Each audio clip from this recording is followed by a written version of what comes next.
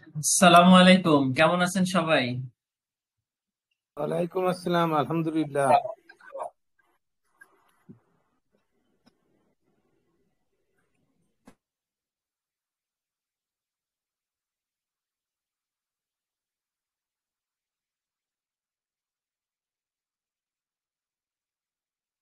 আমরা তৃতীয় অধ্যায় কিন্তু শেষ করছি, ঠিক আছে। আমাদের সময়ও হাতে খুব কম, 3 দিন চলে গেল।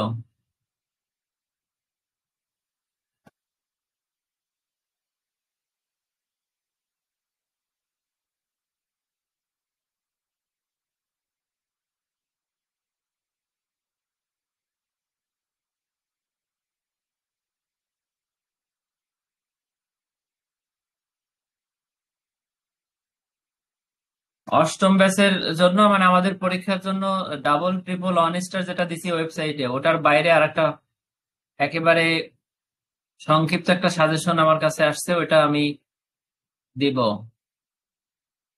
2-3টা অঙ্ক করতে হবে আমাদের, ঠিক আছে। কারণ প্রথম 4টা অধ্যায় থেকে অঙ্ক আসার সম্ভাবনা আছে। কাজে এই অঙ্কগুলো আমরা না করে হলে যাওয়া ঠিক হবে না।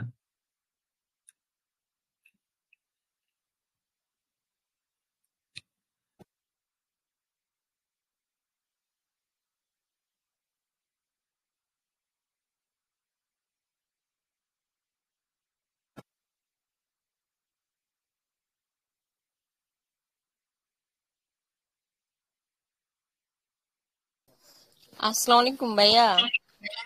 ওয়ালাইকুম দিদি, কি অবস্থা? এই তো ভালো, কেমন আছেন? হ্যাঁ আছি, বলো পড়াশোনা কেমন চলতেছে? হ্যাঁ, পড়াশোনা ভালো চলতেছে। বলতেছি, ওই যে যে অঙ্কগুলোর কথা বলতেছেন ওইগুলো কি কিভাবে পাবো আমরা? বইতে আছে অঙ্কগুলো, আমরা করব, করার সময় থাকবেন। চেষ্টা করব 2-3টা অঙ্ক যে কোনো ভাবে শিখে যাবার, ঠিক আছে। ও, শারমিন আপা, ওয়েলকাম। আসসালামু আলাইকুম ভাইয়া। ওয়ালাইকুম আসসালাম। আপা তাইলে আমাদের 7টা বেজে গেছে, ঠিক আছে। আমরা দ্বিতীয় অধ্যায় পড়া শুরু করি। তৃতীয় অধ্যায় আমরা পড়ছিলাম, তৃতীয় অধ্যায় কিছু বাদ নাই, ঠিক আছে। আমরা যদি একটু জি। তৃতীয় অধ্যায়টা দেখে আসি, যে চূড়ান্ত সাজেশন যেটা আমরা ওয়েবসাইটে দিছি 3টা স্টার, এগুলোর ভিতর থেকে সব আসবে। তার বাইরে আমাদের কোনো কিছু পড়া বাকি আছে কিনা আমি সেটা দেখে আসি। জি শিওর।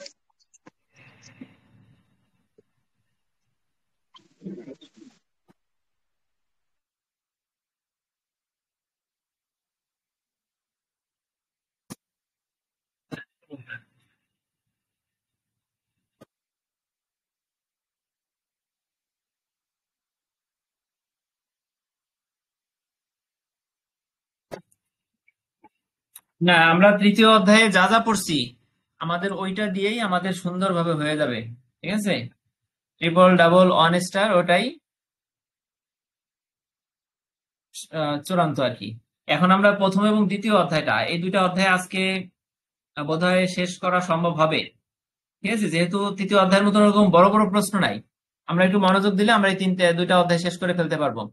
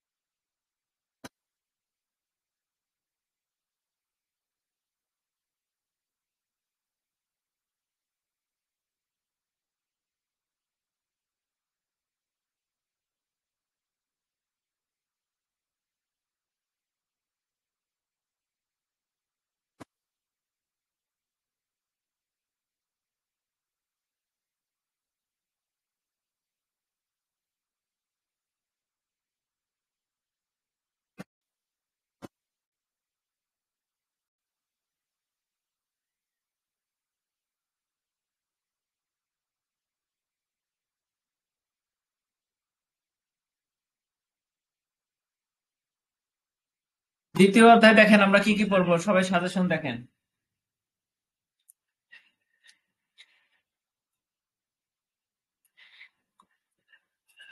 এখানে দ্বিপদী বিন্যাস কাকে বলে, দ্বিপদী বিন্যাসের বৈশিষ্ট্য, শর্ত বা ধর্ম। হ্যাঁ, এই দেখেন আপনারা সাজেশনের দিকে দেখেন, ওয়েবসাইটে যে সাজেশনটা আছে সেটা কি সবার কাছে আছে নাকি আবার লিঙ্ক দিব?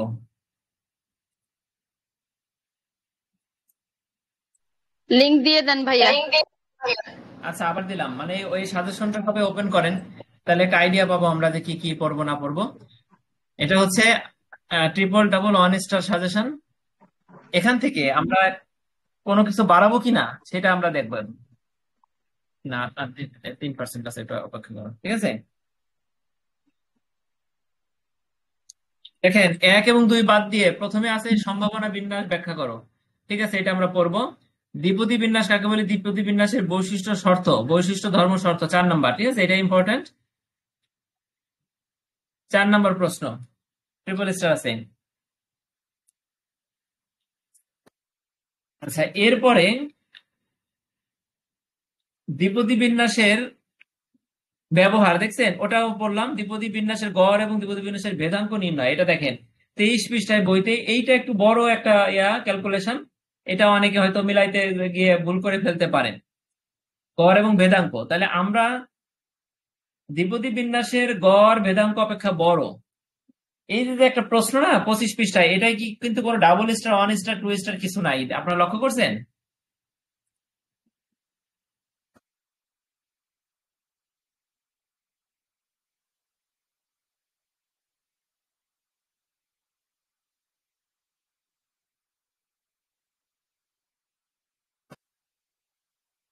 আর 6 নাম্বার তো 30 আছে।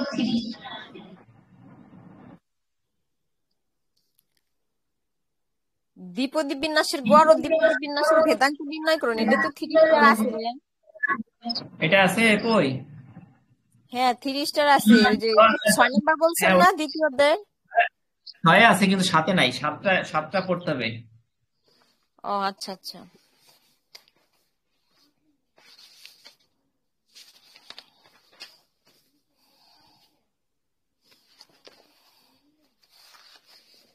এই সাথে আপনারা ওই পৃষ্ঠাটা আবার লোড দেন, সাথে আমি ট্রিপল স্টার দিয়ে দিচ্ছি। আচ্ছা আচ্ছা, হ্যাঁ সাথে নাই, 6 ছিল। হ্যাঁ, সাথে দিয়ে দিলাম। এটা তো 8 মার্কের না ভাইয়া?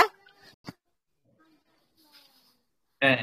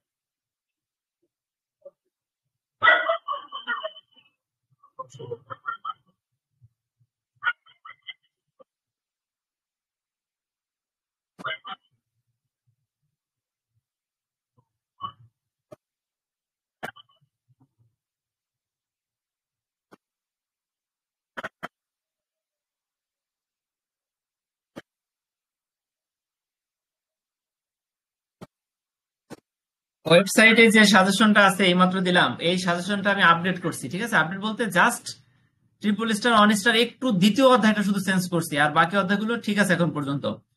তৃতীয় অধ্যায় চেঞ্জ করি নাই, তৃতীয় অধ্যায় আমরা যেভাবে পড়ছি সেভাবে দ্বিতীয় অধ্যায়টা চেঞ্জ করছি।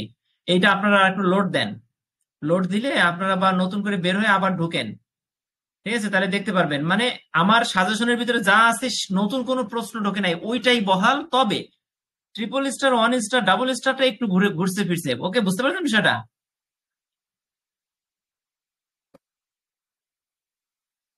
জি ভাইয়া, বুঝতে পারছি। আচ্ছা, এবার তাহলে আমরা দ্বিতীয় অধ্যায়টা একটু পড়া শুরু করব, এরপরে সময় পেলে প্রথম অধ্যায় পড়বো। ঠিক আছে? আচ্ছা দেখেন, দ্বিতীয় অধ্যায় সরাসরি চলে যাই। একেবারে খুব ইম্পর্টেন্ট প্রশ্নগুলো যেগুলো, সেগুলো আগে পড়ি। প্রথমেই আমরা পড়ি, দেখেন, দৈব চলক।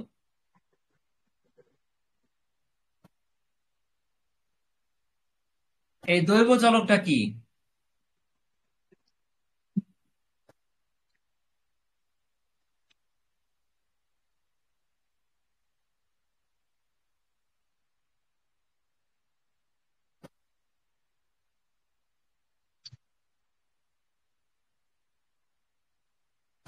ভাইয়া, হ্যাঁ বলেন। এই যে এক নাম্বারটা তো। হ্যাঁ, এক নম্বর প্রশ্নটা ডাবল ট্রিপল নাই, তাই তো? হ্যাঁ হ্যাঁ। আচ্ছা নাই, কিন্তু আমি এটা আবার আপডেট করতেছি, এটা পড়তে হবে। ও আচ্ছা আচ্ছা, আবার দিছেন। হ্যাঁ, আমি আবার এই যে নতুন করে 7টা আবার 6 যেটা দিছেন, আমি তো এটাই ওপেন করলাম। ওইটাই, ওটা বের হয়ে গিয়ে আবার ওপেন করেন। এখানে শোনেন, আমি এখানে পড়ার সময় বলে দেব। আচ্ছা, এখানে আমি সেমই আসতেছে, আমি পুরো বের হয়ে গেলাম, বের হয়ে আবার এই যে ঢুকতেছি। এবার এবার ঢুকেন, এবার ঢুকেন নতুন করে। এবার সেম আসবে না? হ্যাঁ, হয়েছে। দেখি। হ্যাঁ, এবার সবাই নতুন করে বের হয়ে আবার ঢুকেন। হ্যাঁ হ্যাঁ, এবার আসছে ভাইয়া, এবার আসছে। আচ্ছা, এখন এখন বলতে পারেন যে ভাই, সবগুলোই তো double star, triple star, one star সব দিয়ে দিলেন, তাইলে কোনটা বাদ দেবো, কোনটা পড়বো? এখানে হতাশ হবার কিছু নাই। আমি সব দিয়ে দিচ্ছি, সেটাই। 7টাই ডাবল স্টার, ওয়ান স্টার আছে। তবে আমরা আমাদের সাথে শেষ পর্যন্ত যারা থাকবেন কানেক্টেড, তারা কি আসবে কি না আসবে, ঠিক আছে, এই সাজেশনে গেল। এর ভিতরে আমি যেটা দিছি, এর ভিতরে নতুন কোনো প্রশ্ন করতে হবে না, সর্বোচ্চ এইগুলো। তবে এর থেকে আমরা কমাবো, ঠিক আছে? সেইটা আপনারা কাছে, এই সাথে থাকা সাপেক্ষে জানতে পারবেন।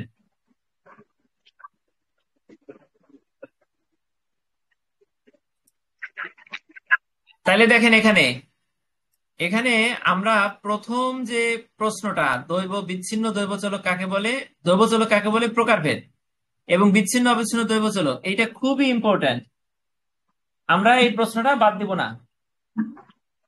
এই দুটো প্রশ্ন আমরা পড়বো, ঠিক আছে? খুব সহজ, আমি আপনাদের এখন আমরা পড়ে শেষ করবো ইনশাল্লাহ। দৈব চলক কি, প্রকারভেদ, সংজ্ঞা সহ বর্ণনা করো, রাইট ভাইয়া এটা?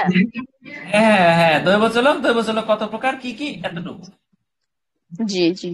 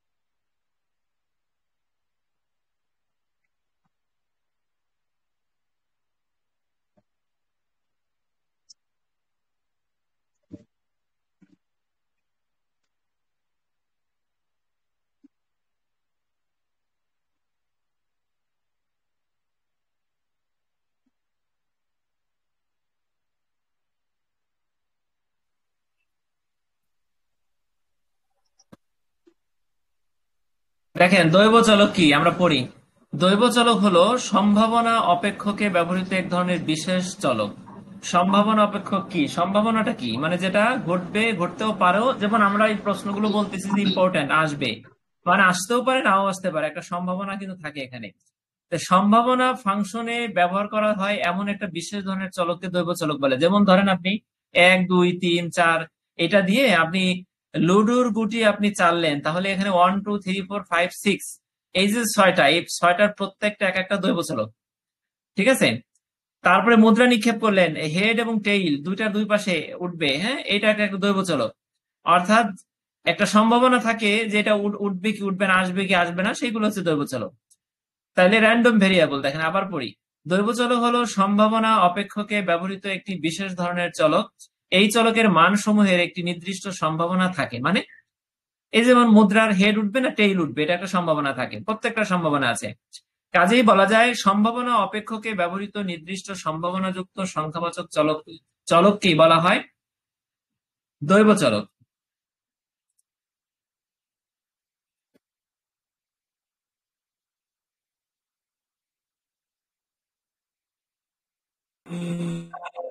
ক্লিয়ার? বুঝতে পারছেন এতটুকু? একটু জি সবাই, ভাইয়া। মানে যেহেতু পরীক্ষা চলে আসছে এই সাথে সাথেই, মানে আমি কিন্তু এর বাইরে আর পড়ার সময় পাই না। আমি আপনাদের মনে করেন টিচারের ভূমিকা অবতীর্ণ হলে আমার পরীক্ষার ক্ষতি হবে। মানে আমরা সবাই শিক্ষার্থীর ভূমিকায় থাকবো, সবাই আমরা পড়বো, গ্রুপ স্টাডি, এটা ক্লাস না। ঠিক আছে, তাহলে আমাদের মুখস্থ হয়ে যাবে। একটু একটা মিনিট টাইম নিয়ে এই সংজ্ঞাটা পড়েন, এটা ইম্পর্টেন্ট। ঠিক আছে, এখন এই অপেক্ষকটা কি? অপেক্ষক, আমরা অপেক্ষা করি না? অপেক্ষক মানে যেটা অপেক্ষায় থাকে, মানে মুদ্রার টেইল উঠবে না হেড উঠবে, এটা একটা অপেক্ষামান বিষয়। মানে আমি নিশ্চিত জানি না। লুডুর গুটি চাললেন, এখানে 1 থেকে 6 কোনটা উঠবে এটা আমি জানি না। মানে একটা, এটা হচ্ছে অপেক্ষক। আপনি সহজভাবে বোঝাই দেই, অপেক্ষক বলতে আমরা কঠিন কিছু না, অপেক্ষমান যেটা সেটা অপেক্ষক। আর ভেরিয়েবল মানে তো বুঝলাম, বিভিন্ন ধরনের ভ্যারাইটিস যে বিষয়টা সেটা ভেরিয়েবল। র্যান্ডম মানে যেটা একটার পর একটা আসে, মানে হেড উঠলে হেড, না উঠলে টেইল, এইভাবে র্যান্ডম ভেরিয়েবল। ঠিক আছে, বা দৈব চলক। তাহলে আমরা উপরের প্যারাগ্রাফটা পুরোটা বুঝতে পারছি না? এবার দেখেন আমরা পরের এক্সাম্পল কি দেবো দেখেন। সাধারণভাবে দৈব চলককে এক্স দ্বারা এবং সম্ভাবনাকে পি এক্স দ্বারা প্রকাশ করা হয়। পি মানে প্রবাবিলিটি, প্রবাবিলিটি অফ এক্স মানে এক্স এর সম্ভাবনা। এক্স উঠবে কি উঠবে না সেটা সম্ভাবনাকে প্রবাবিলিটি অফ এক্স। যেমন একটি ঝোঁক শূন্য মুদ্রা নিক্ষেপ করে তা থেকে হেড ওঠার সম্ভাবনা এক্স দ্বারা প্রকাশ করা হলে এক্স চলকের মান সমূহ হবে এক্স সমান 1। এইচ নমুনা বিন্দুর ক্ষেত্রে মনে করেন আপনি মুদ্রা নিক্ষেপ করলেন, সেখানে হেড মাথা, একটা মুদ্রার এপিটোপিটকে হেড আর টেইল বলা হয় আমরা জানি। তাহলে মুদ্রা নিক্ষেপ করলেন ঝোঁক শূন্য, মানে একটা মুদ্রা নিক্ষেপের পরে ওখানে কি হেড উঠবে নাকি টেইল উঠবে এটা কিন্তু আমরা জানি না। তবে যদি হেড ওঠার সম্ভাবনা আমরা এক্স দ্বারা প্রকাশ করি, তাহলে এক্স চলকের মান সমূহ হবে এক্স সমান 1। মানে হেড উঠলে টোটাল সম্ভাবনা কয়টা? দুইটা, একবার হেড উঠবে না হয়তো টেইল উঠবে। তাইলে হেড ওঠার সম্ভাবনা 1 আর টেইল ওঠার সম্ভাবনাও 1। ঠিক আছে, কিন্তু যদি হেড উঠবে আপনি এটা ধরেন, তাহলে তার সম্ভাবনা 1, এক্স সমান 1 এইচ নমুনা বিন্দুর ক্ষেত্রে। আর ঠিক যখন এইচ সমান 1 হবে তখন কিন্তু এক্স সমান 0 হবে টি নমুনা বিন্দুর ক্ষেত্রে, মানে টেইল উঠতেছে না। ঠিক আছে, এইচ যখন উঠে যাচ্ছে, মানে এক্স সমান যখন 1 হচ্ছে, তখন টি বিন্দুর ক্ষেত্রে এক্স সমান 0। এক্ষেত্রে এক্স এর প্রতিটি মানে হেড ওঠার সম্ভাবনা প্রবাবিলিটি অফ এক্স, এক্সটা হচ্ছে কি হেড ওঠার সম্ভাবনা, কত হবে 1/2, অর্থাৎ 2 এর 1। এখানে দুইটা, নিচের যে দুইটা আছে দুইটা হচ্ছে টোটাল সম্ভাবনা, আর উপরে যে একটা আছে এটা হচ্ছে হেড ওঠার সম্ভাবনা। ঠিক অনুরূপ ভাবে যদি আমরা এক্স এর প্রতিটি মানে টেইল ওঠার সম্ভাবনা ধরি, তাহলে প্রবাবিলিটি অফ এক্স সমান 1/2 হবে ওটাও। অথবা এক্স এর জায়গায় আপনি লিখতে পারেন probability of H, probability of T, তাহলে বোধহয় ক্লিয়ার হয়। প্রবাবিলিটি অফ টি মানে টি ওঠার সম্ভাবনা, প্রবাবিলিটি অফ এইচ সমান হেড ওঠার সম্ভাবনা 1/2, প্রত্যেকটাই 1/2, আর পুরো ঘটনার সম্ভাবনা 1। ঠিক আছে, আচ্ছা এবার আমরা আমরা ডানে বায়ে না গিয়ে, যেহেতু আমরা পরীক্ষার প্রস্তুতি নিচ্ছি, আমরা যদি ডানে বায়ে গিয়ে অনেক কিছু বোঝাতে চেষ্টা করি, তাহলে কিন্তু আমাদের সময় চলে যাবে এবং প্রস্তুতি নিতে পারবো না। আমরা জাস্ট পরীক্ষায় কি লিখবো তার জন্য আমাদের যতটুকু বোঝা দরকার ঠিক ততটুকু আমরা বুঝবো, ডানে বায়ে আমরা খুব গভীরে যাব না। এবার দেখেন দৈব চলক দু ধরনের হয়, একটা হচ্ছে বিচ্ছিন্ন দৈব চলক, অবিচ্ছিন্ন দৈব চলক। যদি পরীক্ষায় আসে যে দৈব চলক কাকে বলে ব্যাখ্যা করো, তাহলে কিন্তু আপনি এই পুরো দৈব চলক, এই যে এতটুকু তো দিবেন, ব্যাখ্যা চাইলে এতটুকু দিলেন, তারপরে আপনি বিচ্ছিন্ন কোনটা অবিচ্ছিন্ন কোনটা সেটাও দিলেন। এই পুরো প্রশ্নটা একবার পানির মতন সহজ, মানে চোখ বন্ধ করে লিখে দিবেন। ঠিক আছে, দৈবচলক দু ধরনের, একটা হচ্ছে বিচ্ছিন্ন দৈবচলক আর একটা হচ্ছে অবিচ্ছিন্ন দৈবচলক। তাহলে এই পুরোটুকে কে কে কার কোনো সমস্যা আছে কিনা বলেন, আমরা এখন আবার কিন্তু এটা রিভিউ করব এবং মুখস্থ করব এটা। না ভাই, সমস্যা নেই। কারো কোনো সমস্যা নেই না? ঠিক আছে, তাইলে আমরা একটু মুখস্থ করি। মানে মুখস্থ বলতে মুখস্থ শব্দটা হবে না এখানে, মানে জাস্ট আমরা কিভাবে লিখবো পুরো কাঠামোটা একটু দেখি।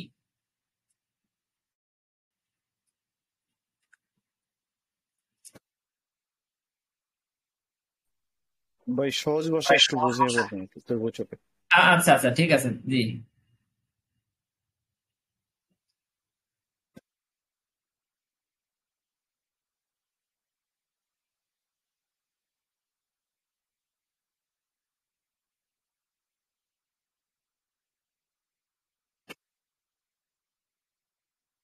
দেখেন, দৈবচলক আসলে প্রথমে আমরা লিখবো, আপনি লুডুর গুটির 1 2 3 4 এক একটা দৈবচলক, তাহলে তো সহজ ভাষায় এক কথায় আমরা বুঝে গেলাম যে কি দৈবচলক হলো সম্ভাবনা অপেক্ষকে ব্যবহৃত। সম্ভাবনা অপেক্ষক মানে সম্ভাবনা আছে, লুডুর গুটি চাললেন 6 ওঠার সম্ভাবনা আছে, সম্ভাবনা ওই 6টা কিন্তু অপেক্ষায় আছে, কখন ও উঠবে, ও আসতে চায়, এটা হচ্ছে সম্ভাবনা অপেক্ষক।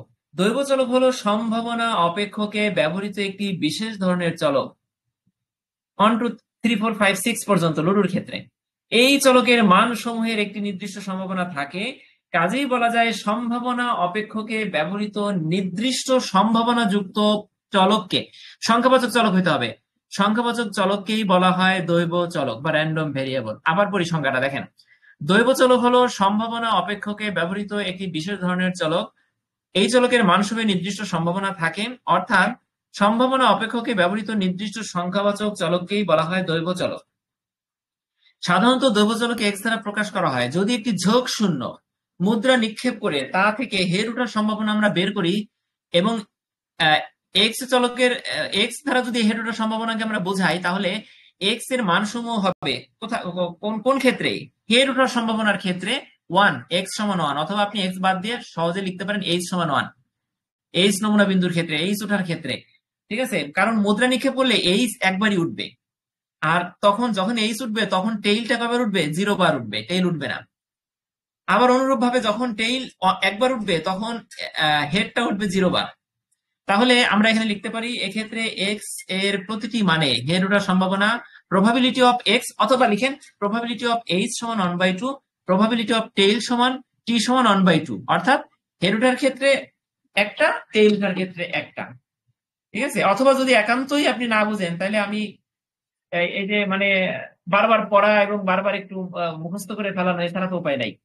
তবে আমরা যে কয়বার পড়বো তাতে প্রত্যেকবার আমি বোঝানোর চেষ্টা করব। এবার দেখেন, বিচ্ছিন্ন দৈবচলক দুই প্রকার, একটা হচ্ছে বিচ্ছিন্ন দৈবচলক আর একটা হচ্ছে অবিচ্ছিন্ন দৈবচলক। ঠিক আছে, একটা হচ্ছে ডিসক্রিয়েট র্যান্ডম ভেরিয়েবল আর একটা হচ্ছে কি কন্টিনিউয়াস র্যান্ডম ভেরিয়েবল। ঠিক আছে, একটা হচ্ছে বিচ্ছিন্ন হয়ে যাবে আর একটা হচ্ছে বিচ্ছিন্ন হবে না। এই দুটো দেখেন খুব সহজে বুঝাই।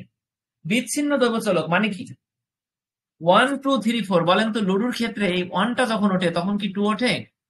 2 যখন ওঠে তখন কি আর 1 3 4 5 6 ওঠে? ওঠে না। তার মানে এইটা হচ্ছে একটা বিচ্ছিন্ন দৈবচলক, মানে 2 3 1 4 5 6 এগুলো একটার থেকে আরেকটা কি বিচ্ছিন্ন। তাহলে আমরা এই সংজ্ঞাটার আলোকে পড়ি, দেখেন এক্সাম্পলের আলোকে। যে দৈবচলকের মানসমূহ পরস্পর বিচ্ছিন্ন থাকে সেই দৈবচলককে বিচ্ছিন্ন দৈবচলক বলা হয়। বিচ্ছিন্ন দৈবচলকের প্রতিটি মান পৃথক এবং নির্দিষ্ট এবং পৃথক মান থাকে, এই পৃথক মানের বিপরীতে একটি নির্দিষ্ট সম্ভাবনা বের করা যায়। কত সুন্দর সহজ কথা। দেখেন, লুডুর গুটির ক্ষেত্রে আপনি ধরেন যে প্রত্যেকটি চলক মানে 1 1 2 3 4 5 6 পর্যন্ত প্রত্যেকটি চলক নির্দিষ্ট এবং পৃথক মান, এবং এই পৃথক মানের বিপরীতে মানে 1 ওঠার ক্ষেত্রে একটা সম্ভাবনা আছে, যে আমি গুটিটা চাললাম, আমার একটা পুট লাগবে, 1 লাগবে, হ্যাঁ 1 উঠতে পারে, একটা সম্ভাবনা আছে। আমার 6 লাগবে, তাহলে 6 উঠতে পারে। আমার 5 হলে আমার এই গুটিটা চলে যায় ঘরে, তাহলে 5 উঠতে পারে। একটা প্রত্যেকটার ক্ষেত্রে একটা সম্ভাবনা আছে। যেমন একটি মুদ্রা নিক্ষেপের ক্ষেত্রে আপনি মুদ্রা নিক্ষেপ করলেন, এই যে খেলার মাঠে যে নিক্ষেপ করো, ওখানে হেড এবং টেইল যে কোনো দুইটার যে কোনোটাই উঠার সমান সমান সম্ভাবনা থাকে, কিন্তু উঠে একটা। যখন যখন হেডটা উঠে তখন হেড ওঠার সম্ভাবনা হচ্ছে প্রবাবিলিটি অফ এইচ, এক্স এর জায়গায় আপনি এইচ ধরেন, প্রবাবিলিটি অফ এইচ সমান 1/2, মানে টোটাল দুইটা হচ্ছে সম্ভাবনা, তার মধ্যে একটা উঠে গেল। উপরের 1টা হচ্ছে এইচ আর নিচের 2টা হচ্ছে হেড এবং টেইল, দুইটা মিলে মানে সম্ভাবনা টোটাল যা তাই। যদি আপনি লুডুর ক্ষেত্রে ধরেন তাহলে কিন্তু 1/6 হবে। কারণ কি, 1/6 হচ্ছে 6টা হচ্ছে সম্ভাবনা, তার মধ্যে মানে 6টা পৃথক সম্ভাবনা একটা, মানে টু, মনে করেন লুডোর গুটি নিক্ষেপে টু ওঠার সম্ভাবনা কয়টা? একবারই টু উঠবে, কিন্তু টোটাল ঘটনা কয়টা? 6টা, 6টার থেকে একটা উঠলো, টু। আবার যদি 6 ধরেন তাহলে 6টার থেকে 6/6, ঠিক আছে, এইভাবে। কিন্তু এই 6/6 বলতে আমরা কিন্তু বুঝতে হবে যে 6টার ভিতর থেকে 6 গুটিটা, 6 নাম্বার ইয়াটা, বিন্দুটা উঠবে, ঠিক আছে। এবার আমরা অবিচ্ছিন্ন দৈবচলকটা দেখি। দেখেন, যে দৈবচলকের মান সমূহ অবিচ্ছিন্ন থাকে, আমি পড়ানোর আগে একটা এক্সাম্পল দিয়ে দেই। যেমন আমরা যদি বলি আজকে আমরা পড়বো 7টা থেকে 7:30 পর্যন্ত, বলেন তো 7টা থেকে 7:30, এটাকে কি বিচ্ছিন্ন করা যাচ্ছে? যদি বলি আহ আগামী শনিবার থেকে যা, এখানে যেহেতু চলক সংখ্যায় আমরা শনি সোম বলবো না, আমরা বলবো আগামী 2 তারিখ থেকে 7 তারিখ পর্যন্ত, তাহলে কি হবে? 2 থেকে 7 বিচ্ছিন্ন করা যাচ্ছে না। যদি বলি তাপমাত্রা 99°C থেকে শুরু করে 102°C পর্যন্ত ওঠানামা করতেছে, তাহলে কিন্তু আমরা একটা কি বলছি এখানে? এখানে কিন্তু আমরা অবিচ্ছিন্ন দৈবচলক, কন্টিনিউয়াস ভেরিয়েবল ইউজ করছি। এখানে কিন্তু আমরা প্রত্যেকটা সংখ্যাকে বিচ্ছিন্ন করিনি, বলি নেই যে 4টার সময় 101° ছিল, 5টার সময় আবার 102° উঠছে, এভাবে কিন্তু আলাদা আলাদা করে বলি নেই, ঠিক আছে। তার মানে অবিচ্ছিন্ন দৈবচলকের এক্সাম্পলটা আমরা বুঝতে পারলাম। যে দৈবচলকের মানসমূহ অবিচ্ছিন্ন অবস্থায় থাকে সেই দৈবচলক অবিচ্ছিন্ন দৈবচলক বলা হয়।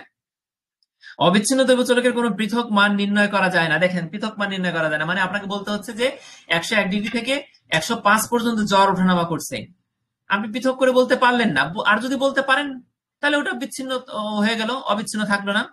অবিচ্ছিন্ন দৈবচলকের কোনো পৃথক মান নির্ণয় করা যায় না বলে বিপরীতে কোনো নির্দিষ্ট সম্ভাবনা নির্ণয় করা যায় না। কথাটা কি বুঝতে পারছেন? দেখেন, আপনি যেহেতু ফিক্সড করে বলতে পারতেছেন না যে 101 বা লুডুর গুটিতে 2 উঠবে, এটা বলতে পারছেন। আপনি বলতেছেন আমি নিক্ষেপ করলাম 2 থেকে 6 পর্যন্ত উঠছে, মানে সবগুলোই কোনটা উঠছে আপনি জানেন না, হ্যাঁ, তখন কি হবে? সেটা অবিচ্ছিন্ন হবে। যেমন এক্সাম্পলটা আমরা দেখি, একটি এক্স একটি দৈবচলক। আমরা জানি যে দৈবচলকে এক্স দ্বারা প্রকাশ করা হয়।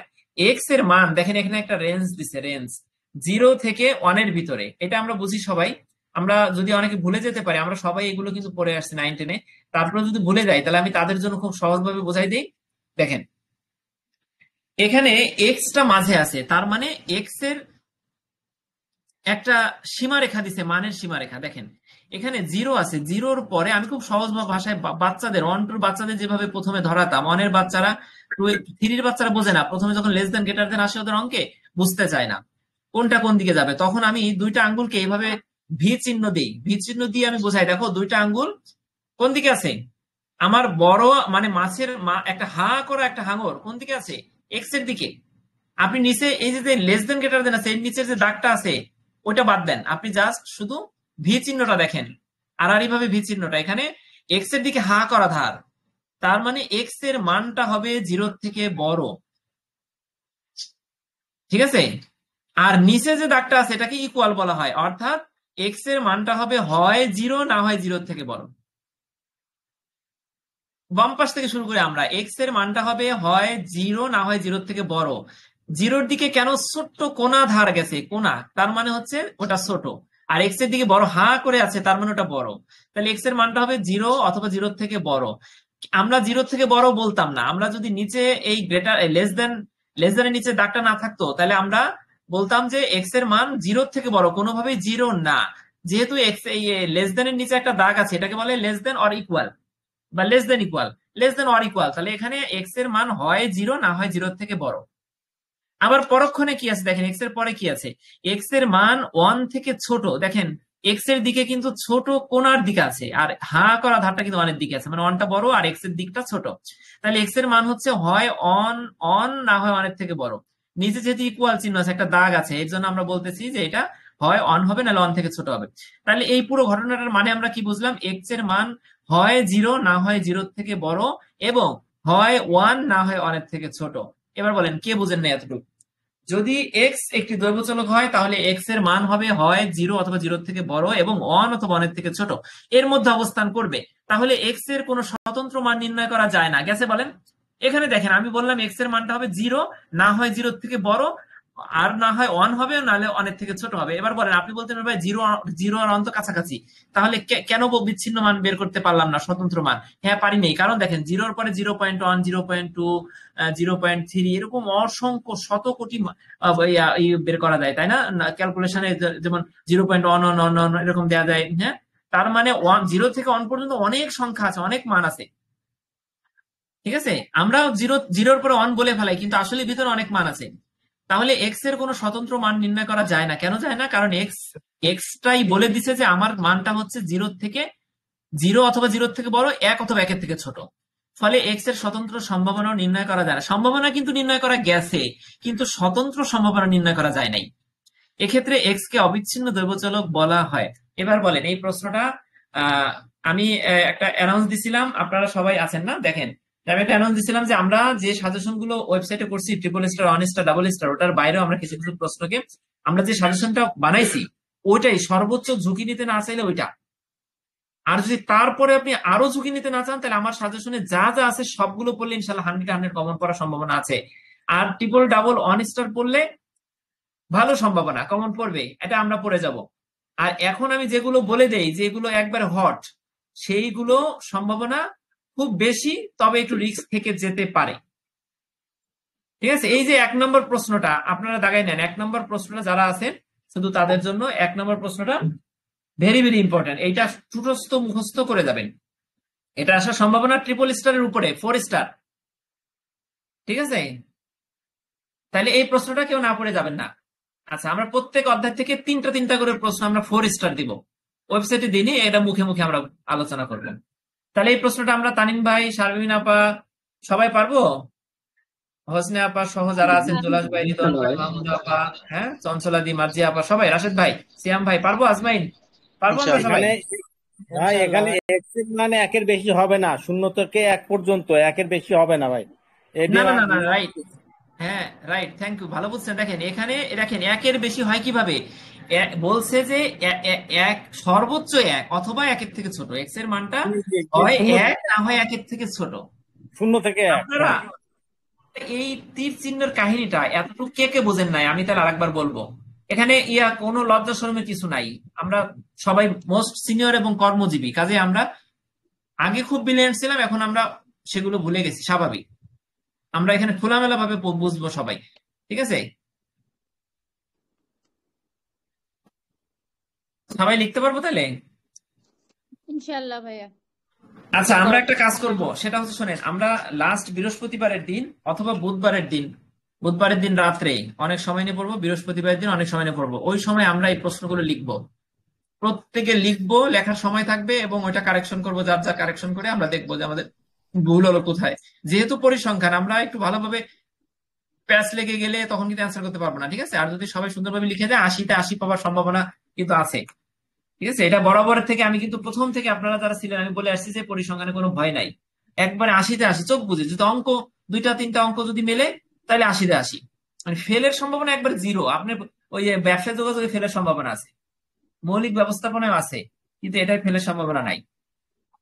ভাই আর একটা আচ্ছা, জিনিস, বিচ্ছিন্ন দ্রব্যচলকে px হ্যাঁ equal to p of x equal to 1/2। এর অর্থ হ্যাঁ দাঁড়াচ্ছে ভাই, যেহেতু একটা মুদ্রার 2টা পিঠ, হ্যাঁ একটা মুদ্রার পিঠ আছে 2টা, আমরা যখন হ্যাঁ কোনো দ্রব্যচলকে আমরা পরীক্ষণের জন্য দিচ্ছি তখন একটা পিঠ উঠতেছে, তাহলে p of x equal to 2টা পিঠের থেকে একটা উঠছে, এই জন্য 1/2 হচ্ছে। হ্যাঁ, রাইট রাইট রাইট, ঠিক আছে। আবার যদি আমরা পুরো সম্ভাবনা ধরি তাহলে সেটা কিন্তু 1। হ্যাঁ ঠিক হ্যাঁ আছে, হাফ হাফ যোগ করেন, হাফ হাফ যোগ করেন, মনে করেন হেড ওঠার সম্ভাবনা হাফ, হ্যাঁ, একই সাথে টেইল ওঠার সম্ভাবনাও কিন্তু হাফ ছিল। জি জি ভাই, যেহেতু দ্বৈবচলকে আমরা যে একবার ট্রাই করতেছি এই জন্য ওখানে হাফ আসতেছে রাইট, 2-এর। হ্যাঁ হ্যাঁ, এটা একটা গভীর বিষয়, এটা আমরা গভীরে যাইনি, আপনি ধরাই দিলেন, থ্যাংক ইউ। মানে আপনার এই টেইল ওঠার সম্ভাবনা যখন হাফ, তখন কিন্তু আপনি মুদ্রা নিক্ষেপের সময় সমান সম্ভাবনা ছিল হেড ওঠার। তাহলে 2 হাফে হাফে 1, প্রত্যেকটা সম্ভাবনার মান কত? 1। ঠিক আছে, তাহলে আমরা 1 নম্বর প্রশ্ন শেষ। দেখেন এবার আমরা যা যা পড়তেছি, তৃতীয় অধ্যায় কিন্তু ভালোভাবে হয়েছে, আমরা যে অধ্যায়টা ধরবো ভালোভাবে পড়বো। তাহলে আমরা এখানে আরেকটা প্রশ্ন পড়ি। দেখেন, বিচ্ছিন্ন এবং অবিচ্ছিন্ন দ্রব্যচলকের মধ্যে পার্থক্য। আমি একটা জিনিস বলি, আমরা যে 1 নম্বর প্রশ্নটা করলাম না, পার্থক্যটা মূলত 1 নম্বর প্রশ্ন থেকে আসবে, তাহলে নতুন করে কি পড়ার দরকার আছে? না, তারপর একটু রিভাইজ দিই মানে তারপর বেশি ভাই। ভাই ভাই রিভাইজ তো পরেও দেওয়া যাবে, রিভাইজ দিতে গেলে তো আরো সময় নষ্ট হবে। জি জি জি, একেবারে ইজি। এই পার্থক্যটা আমরা একটু পড়বো কেন, কারণ হচ্ছে আমাদের কিন্তু 100% সম্ভাবনা কেউই কিন্তু, মানে আমাদের কিন্তু 100% নিশ্চয়তা কোনো জায়গা থেকে কেউ দেয় না। যিনি প্রশ্ন করেন, যদি এরকম ধরি আমরা কি, যিনি একজন প্রশ্ন করছে উনিও কিন্তু সম্ভাবনা দেয় না, কারণ উনিও কিন্তু প্রশ্নের সাথে 100% রিলেটেড থাকেন না। প্রশ্ন কিন্তু অনেক মানুষ করে, মডারেট হয়। কাজেই আমরা যদি দৈব চলক এবং দৈব চলকের কাকে বলে বিচ্ছিন্ন অবিচ্ছিন্ন দুইটা সবই 1 নম্বর প্রশ্নটা পড়ে থাকি, তাহলে দুইটা তো একের থেকে আসছে। আমরা দুইটা একটু দেখি, দেখেন বিচ্ছিন্ন দৈব চলক এবং অবিচ্ছিন্ন দৈব চলকের যে পার্থক্যটা, এখানে আমরা প্রথমে সংজ্ঞাগত পার্থক্যটা লিখবো একের থেকে। 1 নম্বর প্রশ্ন থেকে ওই সংজ্ঞাটা আমরা এখানে নিয়ে আসবো, ঠিক আছে, পড়লাম না। 2 আমরা লিখবো মানের প্রকৃতি। বলেন তো বিচ্ছিন্ন দৈব চলকের মান কেমন হয়? পৃথক এবং সুনির্দিষ্ট হয় না? 1, 2, 3, 4, 5, 6 এগুলো কি পৃথক পৃথক মান। আর অবিচ্ছিন্ন দৈব চলকের মান কেমন হয়? অসীম হয়, ধারাবাহিক হয়, না হলে দশমিক হয়, না হলে ভগ্নাংশ হয়। ওই যে আপনার 1/2 না, আমি যেটা বোঝাচ্ছি সেটা হচ্ছে ওই যে 0 <= x <= 1। হ্যাঁ, এটা কিন্তু অসীম হয়েছে অথবা ধারাবাহিক হয়েছে, অথবা কি হয়েছে আপনার একটা রেঞ্জের ভিতরে আসছে। এখানে আপনি ব্র্যাকেটে দশমিক, ভগ্নাংশ এগুলো যদি না দিতে চান, তাহলে আপনি জাস্ট লিখেন যে বিচ্ছিন্ন দৈব চলকের পৃথক মান থাকে, সুনির্দিষ্ট মান থাকে, যেমন পূর্ণ সংখ্যা। আর অসীম আর অবিচ্ছিন্ন দৈব চলকের মান থাকে অসীম বা ধারাবাহিক মান, অথবা একটা রেঞ্জের ভিতরে থাকে। মানের সম্ভাবনাটা আমরা দেখি, প্রতিটি পৃথক মানের জন্য নির্দিষ্ট সম্ভাবনা থাকে। আমরা কিন্তু এই প্রশ্নগুলো একে পড়ে আসছে এই কথাগুলো। আর নির্দিষ্ট মানের জন্য সম্ভাবনা নির্ণয় করা যায় না। ওই যে 0 হতে পারে, অথবা 0 থেকে বড়, অথবা 1 না হলে 1 এর থেকে ছোট। তার মানে আমি কিন্তু নির্দিষ্ট করে বলতে পারলাম না যে ভাই 1ই হবে আমার মান। সম্ভাবনা বলতে পারছিলাম, আমি টস করলে 1ই আসবে বলতে কিন্তু পারি নাই অবিচ্ছিন্ন দৈব চলকের বেলায়। কিন্তু বিচ্ছিন্ন দৈব চলকের বেলায় আমি কিন্তু বলে দিছি যে আমি মুদ্রা নিক্ষেপ করলে আমার একটা হেড ওঠার সম্ভাবনা আছে। তার মানে হেড 1 একটা জিনিস, একটা 1 হেডটা কি একটা স্বতন্ত্র জিনিস, এটা আমার উঠতে পারে। এবার উদাহরণ যদি আমরা দিই, একটি মুদ্রা নিক্ষেপে হেড ওঠার সংখ্যা কত? হেড ওঠার সংখ্যা কত বলেন তো? হেড ওঠার সংখ্যা 1। আর যখন 1 হেড ওঠার সংখ্যা, তখন আর একটা কি 0। হয় হেডটা 0 উঠবে, মানে উঠবেই না, না হয় একবার উঠবে। ক্লিয়ার? আপনারা কি উদাহরণটা বুঝতে পারছেন? হেড ওঠার সম্ভাবনা হয় 0, না হয় 1, মানে হয় উঠবে না হয় উঠবে না। না উঠলে 0, উঠলে 1। আচ্ছা, এক্স এর মান 0 থেকে ওই যে রেঞ্জটা আমরা পড়লাম এই মাত্র, এটার মধ্যে হতে পারে যেমন তাপমাত্রা বা দৈর্ঘ্য। আমরা বলতে পারি যে 2 মিটার থেকে 7 মিটারের মধ্যে, বা 25 ডিগ্রি সেলসিয়াস থেকে 45 ডিগ্রি সেলসিয়াস, এইটা। এবার আমরা সম্ভাবনা যদি বের করি, সম্ভাবনা ফাংশন নির্ধারণ করা যায় কার? বিচ্ছিন্ন দৈব চলকের। যেমন প্রবাবিলিটি অফ x সমান 1/2, বা প্রবাবিলিটি অফ h সমান 1/2, বা প্রবাবিলিটি অফ h সমান 1/6 লুডুর ক্ষেত্রে। এবার অবিচ্ছিন্ন দৈব চলকের সম্ভাবনা একটি পরিসরের মধ্যে থাকে, কিন্তু নির্দিষ্ট মানের জন্য নির্ধারণ করা সম্ভব হয় না। আমরা শোনেন, এটা সাধারণত 8-এ আসলে আমরা 8টা লিখবো, 5-এ আসলে আমরা 5টা লিখবো, ঠিক আছে? এবার গণনা দেখেন, পূর্ণ সংখ্যা বা নির্দিষ্ট সংখ্যা হিসেবে গণনা করা যায় না। গণনা করা যায়। বিচ্ছিন্ন দৈব চলকে গণনা করা যায়, কিন্তু অবিচ্ছিন্ন দৈব চলকে গণনা করা যায়, কিন্তু পূর্ণ সংখ্যা বা অপূর্ণ সংখ্যা হিসেবে গণনা করা যায় না। একটা অসীম সংখ্যা হিসেবে গণনা করতে হয়। এবার দেখেন গণনা পড়লাম, গণনার সহজতাটা দেখেন। বিচ্ছিন্ন দৈব চলক সাধারণত খুব সহজে গণনা করা যায়, কিন্তু অবিচ্ছিন্ন দৈব চলক সহজে গণনা করা যায় না, কারণ এখানে একটা মানের অসীম সমাহার থাকে, একটা মানের রেঞ্জ থাকে, কাজে গণনা করা একটু ঝামেলা। আর উদাহরণ যদি আমরা দেই, মুদ্রা নিক্ষেপে হেড ওঠার সম্ভাবনা x সমান 1, আর তখন x এর মান 0। আর যদি আমরা অবিচ্ছিন্ন দৈব চলকের উদাহরণ দিই, তাহলে 25 ডিগ্রি সেলসিয়াস থেকে 25.35, 25.3 থেকে 25.35 ডিগ্রি সেলসিয়াস পর্যন্ত। তাহলে এক্সাম্পল আছে এখানে 6, 7, 8। আমি 8 মার্কের প্রশ্ন যদি আসে, সেই অনুযায়ী 8টা পার্থক্য লিখছি, ঠিক আছে? বইতে কিন্তু এই পার্থক্যটা নাই, কিন্তু এই প্রথম প্রশ্নটা থেকে এটা আসবে। তাহলে আমরা দ্বিতীয় প্রশ্নটা কে পারবো না বলে?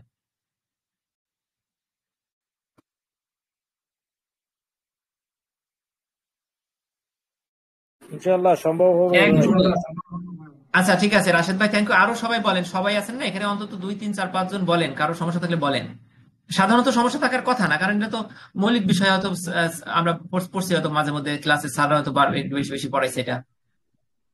ভাইয়া ভাইয়া কোনো সমস্যা জি হবে না ইনশাআল্লাহ, পারবো জি, ইনশাআল্লাহ। পার্থক্যে মাহমুদ আপা 4 বলেন। নাম্বার উদাহরণ, পার্থক্যে 4 ওকে, নাম্বার উদাহরণ আর 8 নাম্বার উদাহরণ একই না ভাইয়া? একটা দিলে হবে আচ্ছা না? একটু দেখি তাহলে। প্রতিটি পৃথক মানের জন্য নির্দিষ্ট সম্ভাবনা নির্ধারণ করা যায়, আর হচ্ছে 8 নাম্বার। না ভাইয়া, উদাহরণ দুইটা যে উদাহরণ দিয়েছেন, উদাহরণ দুটা বলতেছি, একটা দিলে আচ্ছা হবে না?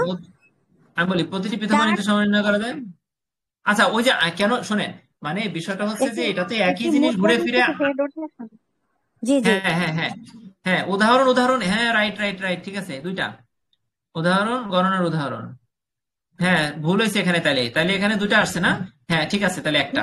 ওকে, একটা সমস্যা না, এটা 8 মার্কে আসলে আমরা 7টা দিলেও 8 পেয়ে যাব, এই নিখুঁত ভাবে দিতে পারলে। এটা ভুলে দুইটা একরকম আসছে। ভাইয়া তাহলে এখানে এবার মনে আমরা অ্যাড করা যেতে পারে যে বিচ্ছিন্ন দৈবচলকের ক্ষেত্রে শ্রেণী সীমা থাকে না, আর অবিচ্ছিন্ন দৈবচলকের ক্ষেত্রে শ্রেণী সীমাটা থাকে, যেমন 20 থেকে 25, 25 থেকে 30, এরকম আর কি।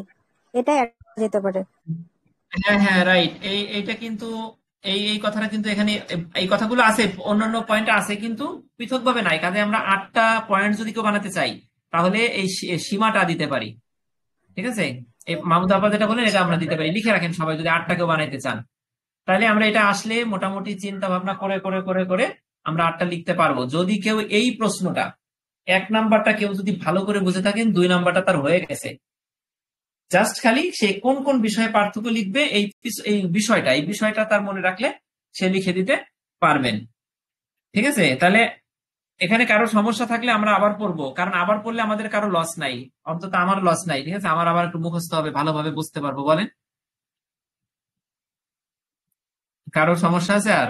পরীক্ষার ক্ষেত্রে পরীক্ষার খাতায় কি ছক আকারে লিখতে হবে নাকি দুইটা করে লিখলে ঠিক হবে? আছে, দৈবচলক আর অবিচ্ছিন্ন দৈবচলক। হ্যাঁ, এটা এটা বিষয়টা কি আবার বলবো? ভাইয়া বলছি কি এই ছক আকারে কি পরীক্ষার খাতায় লিখতে হবে? যদি পার্থক্য আসে, তাহলে যে কোনো পার্থক্য ওই ক্লাস 3-4 এর মতন যদি ছক আকারে দেওয়া হয়, তাহলে কি হয়, মানে স্যার তাকায় পড়লে দেখতে পারেন যে কি পার্থক্যটা করছেন, আর দ্রুত আমরা মানে ছকটা আঁকতে পারলে আমাদের টপাটপ করে আমাদের পার্থক্যগুলো হয়ে যায়। আর যদি আমরা ছক ছাড়া পার্থক্য লিখি, তাহলে ওই পার্থক্যটা মানে স্যার তাকায়ও বুঝতে পারেন না, পড়তে হয় স্যারের, আর হচ্ছে ওইটা একটু সময় লাগে, একটু বড় করে লিখতে হয়, ঝামেলা হয়ে যায়। এজন্য ছক দিলে সহজে লিখতে পারবেন। আচ্ছা ঠিক আছে ভাই, থ্যাঙ্কস। ঠিক আছে, আচ্ছা এবার দেখেন, এবার 3 নম্বর প্রশ্নটা আমাদের সাজেশনে আছে কিনা। আছে, সম্ভাবনা বিন্যাস ব্যাখ্যা করো। ঠিক আছে, তাহলে আমরা 3 নম্বর প্রশ্ন, হ্যাঁ 2 স্টার। ঠিক আছে, তাহলে 3 নাম্বারটা আমরা বাদ দিয়ে আপাতত 1 আর 2 পড়ছি না, আমরা 3টা পড়বো। কিন্তু এবার আমরা দেখি আর একটা ইম্পর্টেন্ট কি পড়া যায়। আচ্ছা, এবার আমরা দ্বিপদী বিন্যাসে যাই। দ্বিপদী বিন্যাসে যাচ্ছি, দেখেন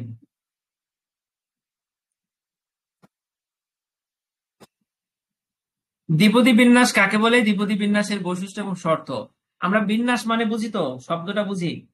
বিন্যাস আমি জাস্ট শোনেন, আমি গভীরে ব্যাখ্যায় যাব না, কালকে পরীক্ষা, শনিবারে শুক্রবারে পরীক্ষা। ঠিক আছে, আমি নবম ব্যাচের ক্লাস যখন নিব তখন যদি প্রয়োজন হয় গভীরে যাব। দ্বিপদী বিন্যাসটা কাকে বলে? দ্বি মানে দয়ের নিচে ব ফেলা থাকলে সেটার মানে হচ্ছে 2, আর পদী মানে তো পদ। দ্বিপদী মানে 2টা পদের বিন্যাস। বিন্যাস মানে তো বুঝি একটা জিনিস সাজানো, একটা জিনিসকে শ্রেণীবদ্ধ করা, এটা হচ্ছে বিন্যাস। তাহলে দ্বিপদী বিন্যাস একেবারে ইজি একটা আমরা কথাটা বুঝে ফেলছি। এবার দ্বিপদী বিন্যাসের বৈশিষ্ট্য বা শর্ত। যদি বৈশিষ্ট্য আসে যা, শর্ত আসে তাই, ধর্ম আসে তাই।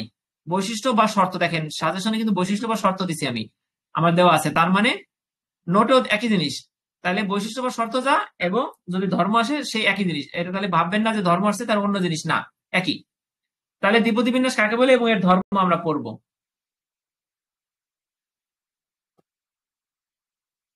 এবার দেখেন, এই প্রশ্ন কিন্তু আমরা এখনই পড়ে ফেলবো। দেখেন, সুইডিশ গণিতবিদ জ্যাকোব বার্নৌলি, বানানটা করেন জ্যাকোব BARNOULLI, বার্নৌলি দ্বিপদী বিন্যাস উদ্ভাবন করেন। তার জীবদ্দশায় দ্বিপদী সূত্রের সাথে সম্পর্কিত কাজের ভিত্তি তৈরি করেছিলেন। মানে জীবদ্দশায় সূত্রটা তিনি প্রয়োগ করেছিলেন বাস্তব জীবনে, কিন্তু এই কাজটি তিনি সম্পূর্ণরূপে প্রকাশ করতে পারেননি। তার মৃত্যুর পর 1713 সালে তার লেখা প্রবন্ধ এ আর এস, বইতে বোধহয় এ আর সি আছে না, এখানে এ আর এস হবে বোধহয়, হ্যাঁ এ আর এস হবে। এ আর এস কনজেক্টান্ডি দ্য আর্ট অফ কনজেক্টিউরিং বা কনজেক্টারিং, উচ্চারণটা আমি কি হবে ওখানে, কেউ একটু সার্চ দিতে পারেন, কনজেক্টিউরিং বোধহয়, বা টারিং ও লেখা যেতে পারে, ঠিক আছে। আর্টস কনজেক্টান্ডি ইংরেজিতে উচ্চারণ হচ্ছে দ্য আর্ট অফ কনজেক্টারিং, ঠিক আছে, এতে প্রকাশিত হয়। আবার পরে এই প্যারাটা দেখেন, সুইডিশ গণিতবিদ জ্যাকব বার্নৌলি দ্বিপদী বিন্যাস উদ্ভাবন করেন। তার জীবদ্দশায় তিনি এটার বাস্তব প্রয়োগ করেছিলেন, তবে প্রকাশ করতে পারেননি।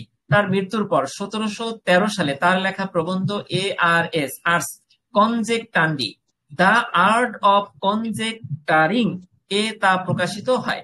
ক্লিয়ার? এই প্যারাগ্রাফটা পুরোটা লেখেন, বইতে বোধহয় কিছু কিছু টার্ম নাই, এটা লেখেন ব্র্যাকেট, এটা লিখে দেন, তাহলে স্যারের নজর পড়বে। এবার আমরা পরের প্যারাগ্রাফটা দেখি, দেখেন এবার এটা কিন্তু বোঝার, উপরেটা তো ইতিহাস, নিচেরটা কিন্তু বোঝার। দেখেন, কোন পরীক্ষায় দু ধরনের ফলাফল থাকে, সফলতা ও বিফলতা থাকে কিনা দেখেন। আমরা কোনো যদি পরীক্ষা একটা করি, তাহলে সেই পরীক্ষায়, যেমন আপনি কালকে পরীক্ষা দিচ্ছি আমরা, এই পরীক্ষায় পাস অথবা ফেল আছে, অথবা একটা মুদ্রা নিক্ষেপ করলেন, আপনি মুদ্রা ওঠার সম্ভাবনাটা হচ্ছে 1, আবার একই সাথে মুদ্রা ওঠার সম্ভাবনা কিন্তু 0। তার মানে মুদ্রা উঠলে 1, না উঠলে 0। তার মানে প্রত্যেকটা পরীক্ষার একটা নেগেটিভ এবং পজিটিভ ফলাফল থাকে, ইতিবাচক এবং সফল এবং বিফলতা থাকে। ট্রায়ালের সংখ্যা, এখন ট্রায়াল বলতে আমরা কি বুঝি? আমরা তো জানি ট্রায়াল মানে বারবার পরীক্ষা চালানো।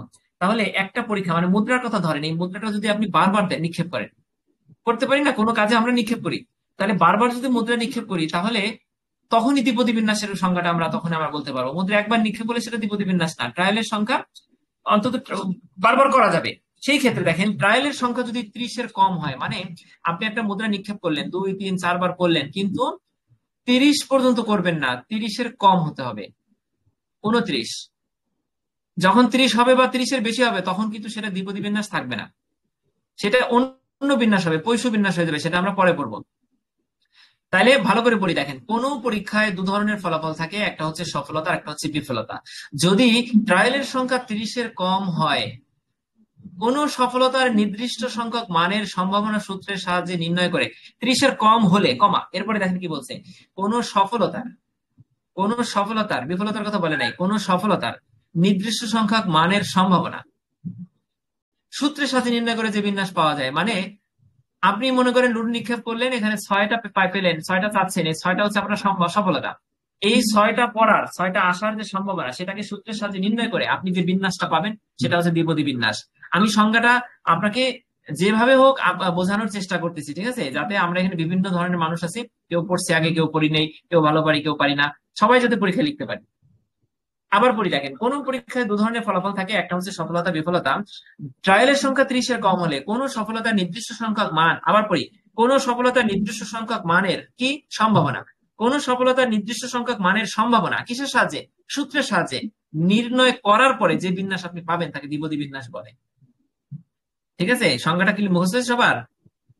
যদি কোনো ট্রায়ালে কোনো একটি ঘটনা ঘটার সম্ভাবনা, এবার আমরা ওই যে সংজ্ঞাটা পড়ছি না, এই যে সংজ্ঞাটা পড়ছি, এই সংজ্ঞাটাকে আমরা এখন প্রতীক দিয়ে বোঝাই। যদি কোনো ট্রায়ালে একটি ঘটনা ঘটার সম্ভাবনা পি, ওই ঘটনাটি না ঘটার সম্ভাবনা কিউ, ভাই দেখেন ঘটনাটা ঘটলে পি মানে সফলতা, পি মানে এই বাংলা সফলতার ইংরেজি পি, আর বিফলতা না ঘটার সম্ভাবনা হচ্ছে কিউ মানে বিফলতা। যদি কোনো ঘটনাটি ঘটার সম্ভাবনা পি, না ঘটার সম্ভাবনা কিউ হয়, তাহলে এন সংখ্যক ট্রায়ালের মধ্যে ওই ঘটনাটি এক্স বার ঘটার সম্ভাবনা, এন সংখ্যক ট্রায়ালের মধ্যে, কত সংখ্যক ট্রায়াল, এন মানে 30-এর কম, সরি 30 বা 30 না, 30-এর কম, 30-এর কম সংখ্যক ট্রায়ালের মধ্যে ওই ঘটনাটি এক্স বার ঘটার সম্ভাবনা। এবার দেখেন প্রবাবিলিটি অফ এক্স মানে কি, সূত্রের দিকে তাকান, প্রবাবিলিটি অফ এক্স মানে এক্স ওঠার সম্ভাবনা। আমরা এবার এক্স ওঠার সম্ভাবনা কিন্তু ভাই 1/2, যদি এক্স যদি একটা হেড হয় মুদ্রার, তাহলে কিন্তু 1/2, কিন্তু সেটা কিন্তু আমরা কিন্তু এখন দ্বিপদী বিন্যাস পড়তেছি, কাজে দ্বিপদী বিন্যাসের সম্ভাবনা কিন্তু 1/2 বলা যাবে না। বলেন,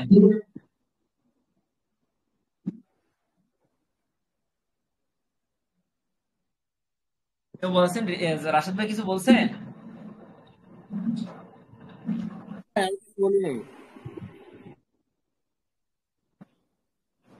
বুঝি নেই রাশেদ ভাই। বলছি না ভাই, আমি শুনতেছি ভাই। ও আচ্ছা আচ্ছা, ঠিক আছে, থ্যাংক ইউ, ওকে।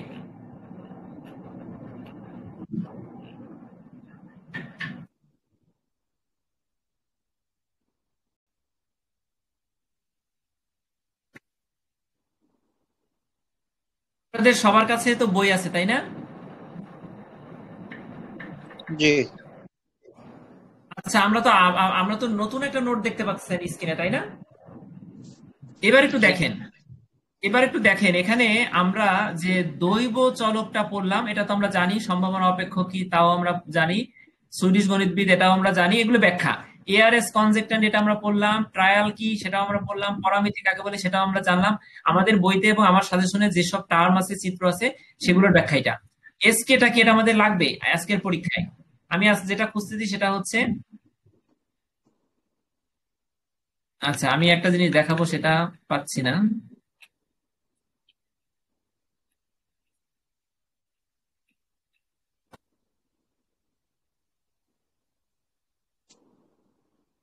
আচ্ছা এই যে এটা দেখাবো, দেখেন।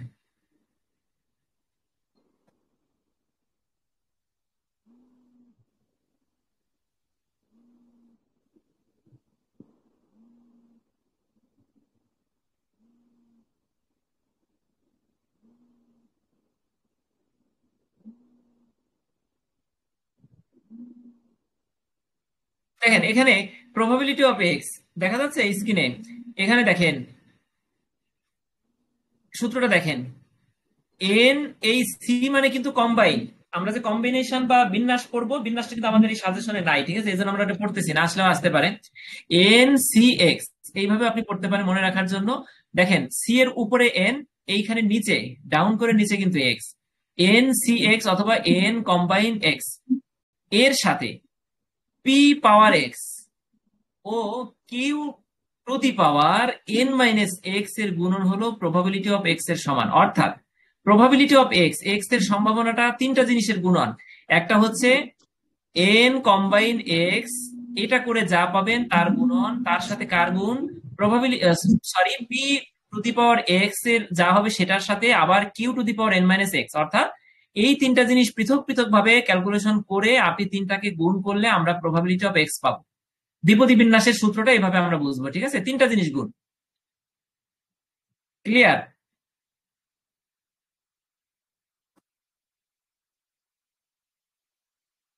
বুঝতে পারছেন? জি ভাইয়া। দেখেন এখন এই এক্স এর মানটা কত কত হতে পারে? 0 হতে পারে, কখনো 1 হতে পারে, 2 হতে পারে, dot dot dot dot N পর্যন্ত, মানে যতগুলো আপনি নাম্বার 30 পর্যন্ত। এন এর মানটা কত হবে? 29 ডট ডট ডট এন মানে আনলিমিটেড না, আনলিমিটেড, এন মানে আনলিমিটেড সংখ্যা। কিন্তু এখানে যদি সীমারেখা এঁকে দেয় 30 বা 30 এর কম, তাহলে 29। 0 থেকে 29 পর্যন্ত হবে এন এর মান। 29 এর বেশি হলে তখন আর এটা দ্বিপদী বিন্যাস থাকবে না। তাহলে এই সূত্রটা আপনারা যারা বুঝতে পারছেন বুঝবেন, যারা বুঝবেন না তারা মনে রাখার চেষ্টা করবেন। আর বোঝার জন্য আমি যেটা দেখালাম, প্রবাবিলিটি অফ এক্স সমান এন কম্বাইন এক্স ইন্টু গুণ P to the power X গুণ Q to the power N X. আর এই যে এক্স সমান 0 1 2 3, এটা হচ্ছে এই সূত্রের বাইরের। এক্স এর মানটা কত হবে সেটা বোঝাচ্ছে, এটাকে সাথে সাথে মিশাই লিখতে হবে এরকম কথা না, এটা তফাৎ করে লিখেন, উপরে লিখেন নিচে লিখেন, সমস্যা নাই। এবার আমরা বুঝি এখানে প্রত্যেকটা প্রতীক দ্বারা কি বোঝানো হয়েছে। দেখেন এক্স দ্বারা বোঝানো হয়েছে বিচ্ছিন্ন দ্রব্যচলক। আমরা এই মাত্র পড়ছিলাম না যে বিচ্ছিন্ন দ্রব্যচলক এক্স দ্বারা প্রকাশ করা হয়। আর এক্স হচ্ছে সফলতার সংখ্যা, অর্থাৎ আমরা প্রবাবিলিটি অফ এক্স বের করবো, এক্স এর সম্ভাবনা বের করবো। তাহলে এটা কি সফলতা নির্দেশ করতেছে আমাদের, অথবা আপনি বিচ্ছিন্ন দ্রব্যচলক যেটা বোঝান। আর প্রবাবিলিটি অফ এক্স হচ্ছে এক্স এর সম্ভাবনা অপেক্ষক, অর্থাৎ এক্স আসার, এক্স উঠার সম্ভাবনাটা কি, এক্স এর সম্ভাবনাটা হচ্ছে প্রবাবিলিটি অফ এক্স। আর এন সমান ট্রায়ালের সংখ্যা, ট্রায়ালের সংখ্যা কত? 29 থেকে নিচের দিকে। আর পি সমান সফলতার সম্ভাবনা, আর কিউ সমান বিফলতার সম্ভাবনা। তাহলে আমরা সূত্রটা যখন লিখবো তখন এই সূত্রের প্রত্যেকটা প্রতীকের ব্যাখ্যাটা আমরা এখানে দিয়ে দিব। এবার বলেন এই দ্বিপদী বিন্যাস কাকে বলে, এর ব্যাখ্যা। দ্বিপদী বিন্যাস কাকে বলে ব্যাখ্যা করুন, আসলে এতটুকু। এটা কারো কোনো বোঝার কিছু আছে কিনা আমি চেষ্টা করব, পরীক্ষায় যাতে লিখতে পারেন তার জন্য আমি চেষ্টা করব।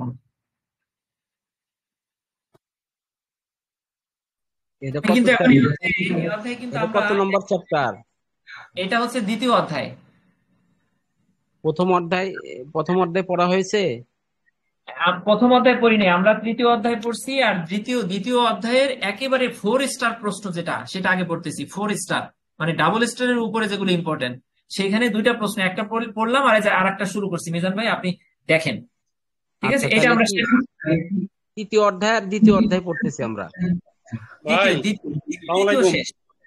ওয়ালাইকুম আসসালাম। ভাই এটা 8টা থেকে শুরু করা যায় না? আমার একটু অফিস থেকে আসতে তো লেট হয়ে যায়।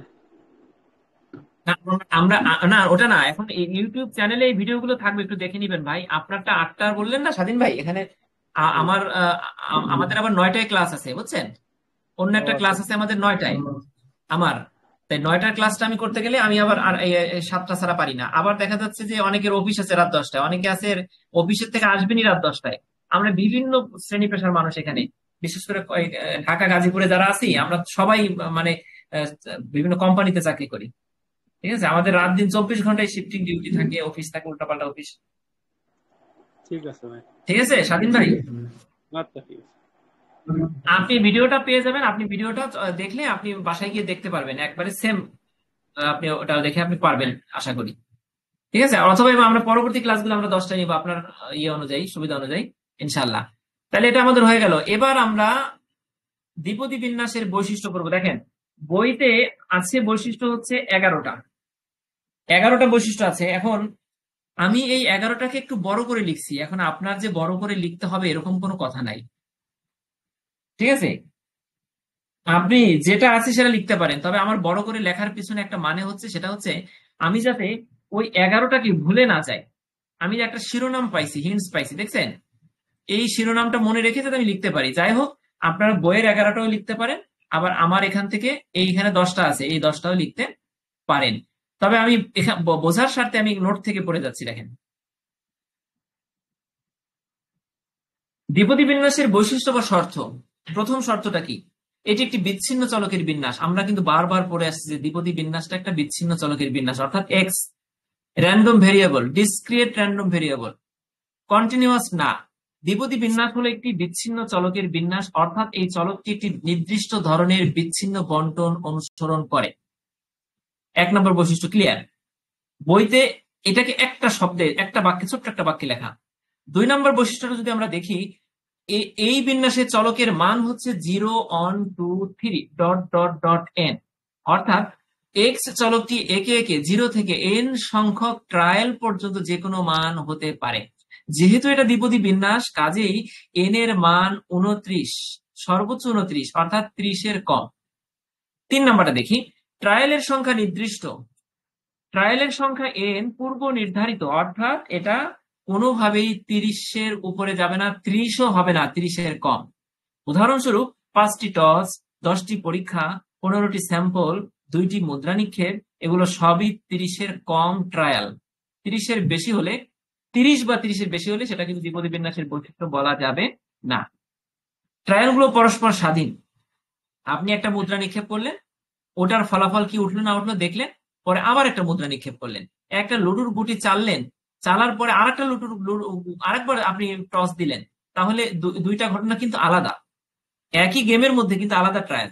তার মানে দ্বিপদী বিন্যাসের প্রতিটি ট্রায়াল একে অপরের থেকে স্বাধীন হবে। একটি ট্রায়ালের ফলাফল পরবর্তী ট্রায়ালের ফলাফলের উপর কোনো প্রভাব ফেলে না। যেমন লুডুর গুটি, যদিও আমরা লুডুর এক্সাম্পল দিলে বলবেন হয়তো লুডুতে 6 উঠলে আরেকবার গুটি চালা যায়, ওটা আলাদা বিষয়, কিন্তু একবার 6 উঠলো, ওই 6টা তো স্বাধীন, পরের বার আবার 6 উঠলো, ওটাও স্বাধীন। ঠিক আছে, যদি নিয়ম অনুযায়ী লুডো হয়তো একটা 6 আর একটা 6 অনেক সময় বিভিন্ন জায়গায় ওটা করে দেয়, নষ্ট করে দেয়, হ্যাঁ, ওটা আলাদা বিষয়। তার মানে ট্রায়ালের ফলাফলগুলো কি, ট্রায়ালগুলো স্বাধীন, ফলাফলগুলো স্বাধীন, একটা ফলাফলের বা একটা ফলাফল প্রভাব ফেলে না। তাহলে 4টা বৈশিষ্ট্য আমরা বুঝলাম। এরপরে 5 নম্বর বৈশিষ্ট্যটা যদি আমরা দেখি, দেখেন 5 নম্বর বৈশিষ্ট্যটা কি বলছে দেখেন, এক্ষেত্রে সফলতা এবং বিফলতার সম্ভাবনা সমষ্টি হবে 1 বলছে না, বইতে 1 আছে তাই না। এখানে আমি আবার কি বলছি দেখেন, প্রত্যেক ট্রায়ালের সফলতার সম্ভাবনা পি এবং বিফলতার সম্ভাবনা কিউ অপরিবর্তিত থাকবে। অর্থাৎ এক ট্রায়ালে যদি সফলতার সম্ভাবনা 0.7 হয়, তবে পরবর্তী ট্রায়ালে তাই থাকবে। এখানে একটু আপনি যদি সহজ করে লিখতে চান এটাকে, তাহলে লিখেন প্রত্যেক ট্রায়ালের সফলতা এবং বিফলতার সমষ্টি 1 হবে, অর্থাৎ পি প্লাস কিউ সমান 1। ঠিক আছে, বুঝতে পারছেন? এখানে সম্ভবত পি প্লাস কিউ সমান, এখানে আমার একটু ভুল আছে, দেখেন এখানে একটু ভুল আছে, নোটে একটু বোধহয় ভুল হয়েছে। এখানে একটা 0.7 হলে আর একটা 0.3 হবে। ঠিক আছে, এখানে একটা ভুল ধরতে পারলাম। প্রত্যেক ট্রায়ালের সফলতা এবং বিফলতার গাণিতিক হিসাবটা যে 1, সেটা মিন করার জন্য বোধহয় এখানে এটা আনা হয়েছিল, ঠিক আছে, কিন্তু এখানে ভুলেছে। আপনি 5 নাম্বারটা স্কিপ করে যান, 5 নাম্বারটা একটু ছোট্ট করে ক্রস চিহ্ন দেন। আমরা 6 নাম্বারটা পড়ি, দেখেন প্রতিটি পরীক্ষায় দুটি ফলাফল থাকতে হবে, প্রতিটি ট্রায়াল বা পরীক্ষায় দুটি ফলাফল দিতে পারে, যেমন সফলতা আর একটা হচ্ছে বিফলতা। উদাহরণস্বরূপ টসের ক্ষেত্রে সফলতা হতে পারে হেডস ভাই স্ক্রিনে আর দেন, বিফলতা হতে পারে টেইল। হ্যাঁ, কি বলছেন? স্ক্রিনে দেন ভাই। স্ক্রিন তো দেখা যাচ্ছে। শুধু 2 পর্যন্ত তো। স্ক্রিন দেখা যায় না? যাচ্ছে ভাই, স্ক্রিন দেখা যাচ্ছে। আচ্ছা, ঠিক আছে, আমিনুল ভাই দেখেন, তাহলে আমরা 6 নম্বরটা দেখি। প্রতিটি ট্রায়ালে দুটি ফলাফল থাকতে হবে, একটা হচ্ছে সফলতা, একটা হচ্ছে বিফলতা। আপনি হেড উঠলে আপনার সফলতা, আর যদি হেড না ওঠে, টেইল উঠে, তাহলে এটা বিফলতা। তার মানে ফলাফল কয়টা বলেন? 2টা। আপনি পাচ্ছেন একটা ফলাফল, কিন্তু ফলাফল কিন্তু 2টা, একটা নেগেটিভ, পজিটিভ। আচ্ছা, এবার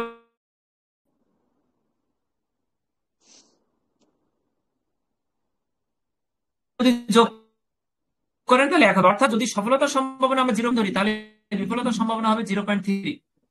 বুঝতে পারছেন? যেটা 5 নম্বরে আমি বলতে চাইছিলাম। আচ্ছা, এবার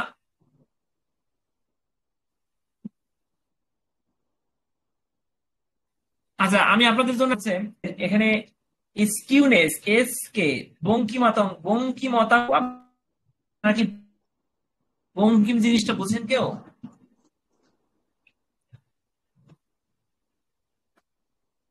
না ভাইয়া। খাবার রেসপন্স করতে হবে। বঙ্কিম জিনিসটা কে কে বুঝেন? আপনাদের স্যারেরা কি বঙ্কিম বুঝাই দিছে? সবাই সবাই রেসপন্স করবেন। না এখানে ভাইয়া, দেখেন 22 নম্বর, আপনি, হ্যাঁ রাইট, 22 নম্বর পৃষ্ঠায় যখন আপনি, জি জি, থ্যাংক ইউ, 22 নম্বর পৃষ্ঠায় যখন আপনি 9 নম্বর বৈশিষ্ট্যটা লিখবেন, তখন তো ভাই আপনার নকল করা লাগবে, না হলে মুখস্থ করা লাগবে। এই বঙ্কিমতাঙ্ক বা এসকে এর মিনিংটা কি, ইংরেজিটা কি, সেটাও কিন্তু আমরা বইতে নাই। এখন এটা আমাদের স্যারেরা কিন্তু অনেক জায়গায় স্যারেরা স্কিপ করে গেছে, অনেক জায়গায় স্যারেরা, অনেক ক্যাম্পাসে স্যারেরা এটা পড়ায়নি, আমি খবর পাইছি। ওটা উপরের বৈশিষ্ট্য একটা দুটো পড়াই চলে গেছে। মানে এটা তো স্যারদের ঘাটাঘাটি করতে হবে, ঘাটাঘাটি করেন নাই, অথবা স্যাররা ভুলে গেছে, অথবা পড়ান নাই, অথবা পড়াইছে কিন্তু আমরা মিস করছি। এখন আপনাদের কাছে একটা শেষ মুহূর্তে একটা যদি আপনারা এই বইয়ের যে 9, 10, 11 বুঝতে চান, 9 এবং 10 স্পেশালি, তাহলে আমি বুঝাই দিতে পারবো, কিন্তু একটু সময় লাগবে। সময় লাগবে বলতে আপনাদের আমাকে একটু সময় দিতে হবে। আর যদি চান যে না ভাই পরীক্ষা চলে আসছে, 9, 10 বাদ দিয়ে আপনার নোটের থেকে আরো 2টা নতুন করে বাড়াইয়া আমাদেরকে 10টা বানাই দেন, অর্থাৎ ওই 2টা বাদ দিয়ে 10টা বানাই দেন, তাহলে সেটাও কিন্তু আমার নোটে আছে। ওই 2টা বাদ দিয়ে আমি 10টা বানাইছি, দেখতে পাচ্ছেন যারা নোট নিচ্ছেন আমার কাছ থেকে, ওই 2টা বাদ দিয়ে কিন্তু 10টা। কারণ ওই 2টা যেহেতু বিভিন্ন জায়গায় স্যাররা স্কিপ করে যান, হ্যাঁ, বা অনেকে পারে না, কেউ, আমি জিজ্ঞেস করছি অনেকের কাছে, তাহলে এই 2টা আমি বাদ দিয়ে রাখছি যাতে সহজ করার জন্য নোটটাকে। তাহলে কি করবো বলেন? এই 2টা বাদ দিয়ে নোট অনুযায়ী পড়াবো, নাকি এই 2টা পড়াবো? বাদ দেন, 2টা বাদ দেন। হ্যাঁ, ঠিক আছে, বাদ যেহেতু দিতে বলছেন আমি বাদ দিলাম, তবে আমরা বাদ দিয়ে পড়ি। আছে তবে টুক নাই বললাম, দেখেন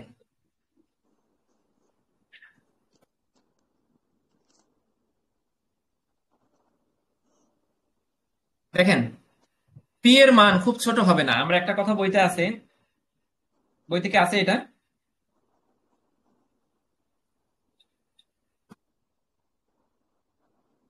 দেখেন বইতে কিন্তু 6 নম্বর একটা কথা বলা আছে, পি এর মান খুব ছোট হবে না। আপনি বইয়ের 6টাকে 2 ভাগ করেন, তাহলে তো আমাদের 10টা হয়ে গেল। বইয়ের 6 আছে পি প্লাস কিউ সমান 1, আর আছে পি এর মান খুব ছোট হবে না। তাহলে আপনি এটাকে আলাদা করেন, দেখেন পি এর মান সাধারণত খুব ছোট বা খুব বড় হয় না, এটি সাধারণত মাঝারি ধরনের হয়, অর্থাৎ 0.3, 0.5, 0.7 এরকম হয়।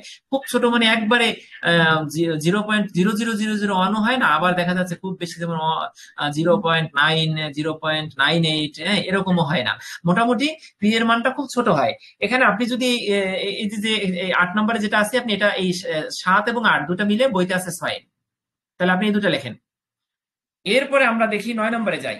এই বিন্যাসের পরামিতি। পরামিতিটা কি? আপনাদের আমি পরামিতি শব্দটা বুঝাইছিলাম। পরামিতিটা হচ্ছে, যদি আমরা পরামিতি শব্দটা না বুঝি, তাহলে পরামিতিটা দেখেন, আপনারা নতুন স্ক্রিন দেখতে পাচ্ছেন না? আমি দেখেন পরামিতিটা কি। এটা যারা নোট আমি আমার বোধহয় একটা বলেছে, যারা আমার কাছে নোট নিয়েছিলেন তাদেরকে এই দ্বিতীয় অংশটা আছে, এই যে ছকে যে ব্যাখ্যাটা দিচ্ছি আমি, এই ব্যাখ্যা কিন্তু আলাদা একটা বই, পরিসংখ্যানের আলাদা একটা ব্যাখ্যা বই। এই বইটা যদি তারা নিয়ে না থাকেন, আমার কাছে ফ্রি এটা নিয়ে নেবে না, এটা কিন্তু আমি আপনাদের গিফট করি, ঠিক আছে? এটা নিবেন আপনারা। পরামিতিটা কি দেখেন, পরামিতি হলো পরিসংখ্যান বা গণিতে এমন একটি গাণিতিক। ভাইয়া এটা নেন নাই? আচ্ছা ঠিক আছে, আমিও তাহলে পাইনি। আচ্ছা ওকে, আজকে আমি পাইছেন বোধহয় অনেককে, আমি মেসেঞ্জারে হোয়াটসঅ্যাপে দিয়ে দিছি বোধহয়, ওটা কিন্তু প্রিন্ট করে দেওয়া যাবে না, এটা যেহেতু ফ্রি, এটা আমি হোয়াটসঅ্যাপে দিয়ে দেন। হোয়াটসঅ্যাপে দেবো, তবে হচ্ছে এটা কোথাও শেয়ার করবেন না, এটা যাকে দেবো শুধু তার জন্য, এই কমিটমেন্ট থাকবে। ঠিক এবার আছে, দেখেন ঠিক আছে, পরামিতি, দিয়ে শেয়ার করি না। মানে এই বইটা দ্বিতীয় অংশটা আমি এমন ভাবে তৈরি করছি, পরিসংখ্যান পড়তে এই নবম ব্যাচ, দশম ব্যাচ, 11 ব্যাচ ওই পিছনে কারো টিচার লাগবে না, ঠিক আছে? কেউ যদি চায় যে পরিসংখ্যান নিজের থেকে পড়বে, তাহলে আমার এই ব্যাখ্যা অংশটা থাকলে, এই ব্যাখ্যা অংশটা হচ্ছে একটা পরিসংখ্যান টিচার। আচ্ছা আমরা পরামিতি দেখি। দেখেন, পরামিতি হলো পরিসংখ্যান এবং গণিতে এমন একটি গাণিতিক চরিত্র বা মান, যা একটি মডেল বা বিতরণকে চিহ্নিত করতে বোঝানো হয়। এখন আমি সংক্ষেপে যদি আপনাদের আমি পরামিতিটা বোঝাই, একটা মান বা একটা মডেল।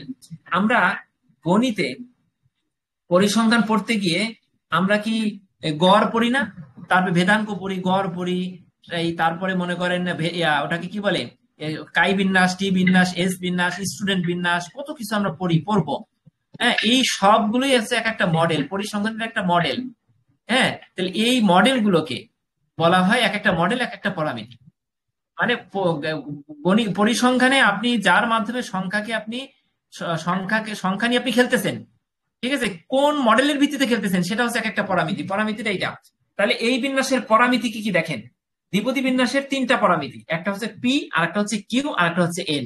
বইতে এটা কিন্তু দেওয়া আছে যে এই বিন্যাসের পরামিতি এনপি কিউ। এখন আপনার পরামিতি না বুঝলে মুখস্থ করতে হবে, পরামিতি বোঝাই দিলাম, তাহলে এটা ভালো হলো। দেখেন এনপি কিউ, এখানে কিউ বিফলতার সম্ভাবনা, এই যে এখানে একটা বীজগণিতের কি লিখছে, পি প্লাস কিউ সমান অন না, পি প্লাস কিউ সমান অন। তাহলে ওই অনটাকে আমরা যারা বীজগণিত ভালো পারি, তারা কিন্তু কিউ সমান অন মাইনাস পি, এটা বোঝেন নাই কে কে বলেন তো? পি প্লাস কিউ সমান অন যদি কেউ বোঝে, তাহলে কিউ এর মান বের করতে পারবো না? ডানে গেলে মাইনাস হয়, এই পাশের বামের প্লাসটা ডানে গেলে মাইনাস হয়ে যায়, ডাইনের মাইনাসটা সমানের বাম পাশে আসলে প্লাস হয়ে যায়, মনে পড়ে? তাহলে আমরা এখানে 9-10 অঙ্ক ভাই। হ্যাঁ 90 অঙ্ক। তাইলে দেখেন সফলতার বিফলতার সম্ভাবনা যখন লিখবো তখন এটা দিব, স্যার খুশি হয়ে যাবে। বইতে দেখেন আমরা যারা এই নোট ফলো করবো না, বা আমরা যারা এই গ্রুপ স্টাডিতে নাই, তারা লিখবে এই বিন্যাসের পরামিতি এনপিকিউ, এই কথাটা লিখে শেষ করে দিবে। আর আপনি লিখবেন কি, এই বিন্যাসের পরামিতি এন লিখবেন এইভাবে, তারপরে পি লিখে পি এর আলাদা একটা মান লিখবেন, ঠিক আছে? পি সমান 1 মাইনাস কিউ, আর কিউ সমান 1 মাইনাস পি। এই দুটো এখানে নাই, এইখানে নাই, এখানে নাই, এটাও ব্র্যাকেট দিয়ে দিবেন, তাহলে আমাদের মার্কসটা বেশি আসবে। এরপরে আমরা 10 নম্বরে দেখি এই বিন্যাসের গড়, এই যে জিনিস, এখন এটা এই মুহূর্তে বোঝাতে পারবো না। এটা বোঝাতে গেলে আমাদের এই অধ্যায় একটা দ্বিপদী বিন্যাসের গড় এবং ভেদাঙ্ক নির্ণয়ের 23 পৃষ্ঠাটা আমাদের পড়তে হবে, ঠিক আছে? এখন একটা জিনিস, 23 পৃষ্ঠা যদি আমরা না পড়ি, যদি ইম্পর্টেন্ট না হয়, অথবা আমরা যদি না পারি, আমরা পড়বো। যদি আমরা না পড়ি, তাহলে এই শব্দ এটা আমরা কি করব, মুখস্থ করব। এখন কেউ বলবেন না যে ভাই পরিসংখ্যান অঙ্ক আপনি না বুঝে মুখস্থ করার কথা বলতেছেন। ভাই পরীক্ষায় দেখেন এটা কিন্তু ওই 23 পৃষ্ঠার আগে আছে, 22 পৃষ্ঠায় আছে। তাহলে আপনি 22 পৃষ্ঠা যখন পড়বেন, 23 পৃষ্ঠা 22 পড়ে তো 23-এ যাবেন, তাহলে এটা তো আপনার আগের থেকে মুখস্থই করতে হবে। তাহলে আমরা 23টা একটু, যাতে আপনার এই সূত্রটা মুখস্থ সহজ হয়, তার জন্য আমি আরেকটা টেকনিক অবলম্বন করতেছি, সেটা দেখেন এখানে স্ক্রিনে দেখতে পাচ্ছেন। দেখেন সবাই, দেখেন এটা কি, এই চিহ্নটা কি, এটা কি মিউ, মনে থাকবে? এই মিউ সাধারণত জনসংখ্যার গড় বা পপুলেশন মিন, জনসংখ্যার গড় নির্দেশ করে।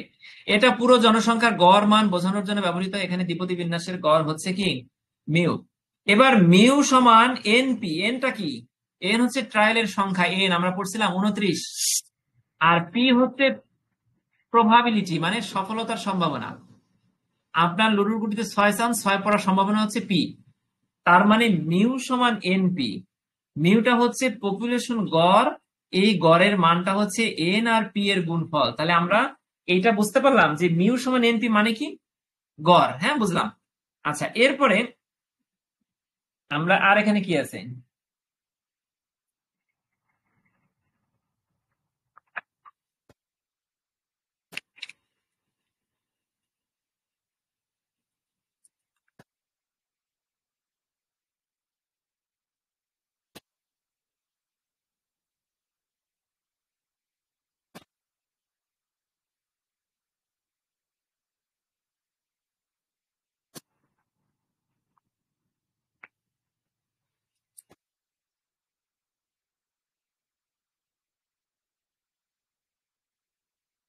আচ্ছা সবাই সবাই দেখতেছেন? জি ভাইয়া। আচ্ছা, এরপরে দেখেন, এরপরে আমাদের আর একটা কি ছিল ওই বৈশিষ্ট্য পড়ার ক্ষেত্রে, ভেদাঙ্ক। ভেদাঙ্ক সিগমা স্কয়ার সমান এনপি কিউ। এখানে এই চিহ্নটার নাম কি বলেন তো? এই চিহ্নটা হচ্ছে সিগমা, এটা কিন্তু আলফা না। আলফাটা কিন্তু অনেকটা, আমি আমি এই যে কার্সর ঘুরাইতেছি, দেখছেন আলফাটা কেমন? আলফাটা হচ্ছে এরকম, এটা কিন্তু আলফা না। আলফা এটা হচ্ছে এরকম, এই যে যেভাবে আঁকে সেভাবে, হ্যাঁ এভাবে আঁকবেন। এটা কি সিগমা। এখন সিগমার উপর স্কোয়ার থাকলে সেটা হয়ে যায় ভেদাঙ্ক, তাকে বলে পপুলেশন ভ্যারিয়েন্স বা ভেদাঙ্ক।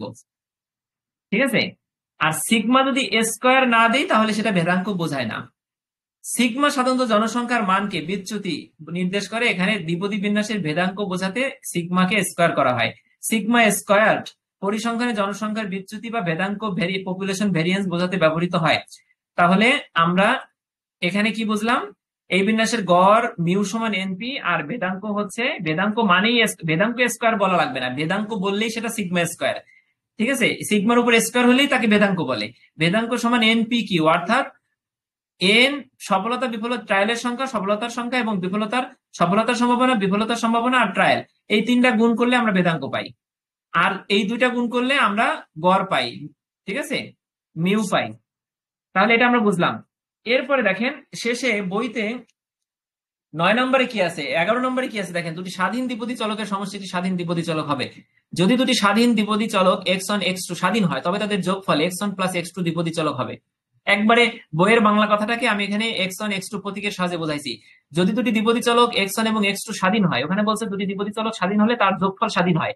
তাহলে আমি x1 এবং x2 দুটি দ্বিপদী চলককে দেখাইছি এবং এই দুটার যোগ করেও বলে দিছি এটাও স্বাধীন হবে, যোগফলও স্বাধীন, আর যোগ না করলে আলাদা আলাদা ভাবে এটা স্বাধীন।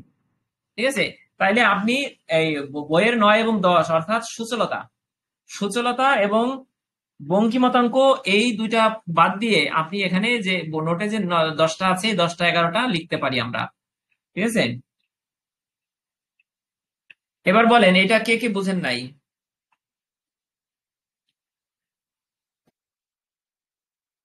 এই যে দুইটা প্রশ্ন করলাম, এটা কিন্তু 4 স্টার। আপনারা এই প্রশ্নগুলো পড়ে যাবেন হলে, আসা না আসা সম্ভাবনা আল্লাহর হাতে, তবে পড়ে যাবেন আপনারা।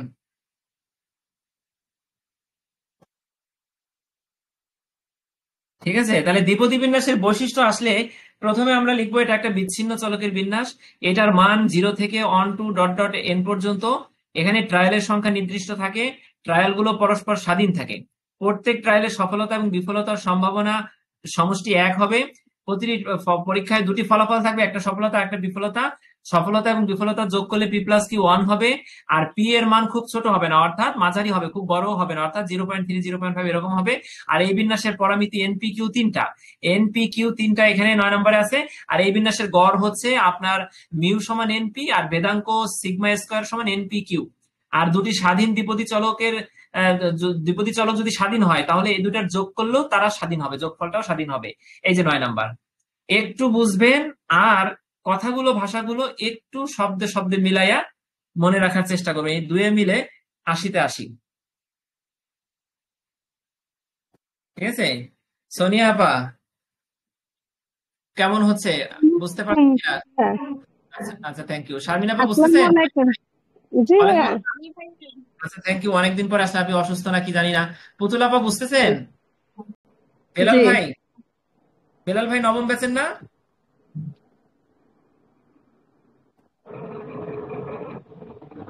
আচ্ছা যাই হোক, বেলাল ভাই আমাদের সাথে থাকেন। আচ্ছা, জিসান ভাই থ্যাংক ইউ, সাইফুল ভাই, রুম্মান আপা থ্যাংক ইউ সো মাচ। আচ্ছা তাহলে আমরা 4 স্টার দুটা প্রশ্ন অধ্যায় থেকে পড়লাম, আশা করি যদি কমেন্ট করে লিখতে পারবো। এবার একটা জিনিস দেখেন, এই অধ্যায়ে আমরা দ্বিপদী বিন্যাসের গড় এবং ভেদাঙ্ক সবাই 23 পৃষ্ঠায় যান বইয়ের। নোটে যাই, নোটে কি আমি দেখাই, দাঁড়ান নোটে কোথায় আছে।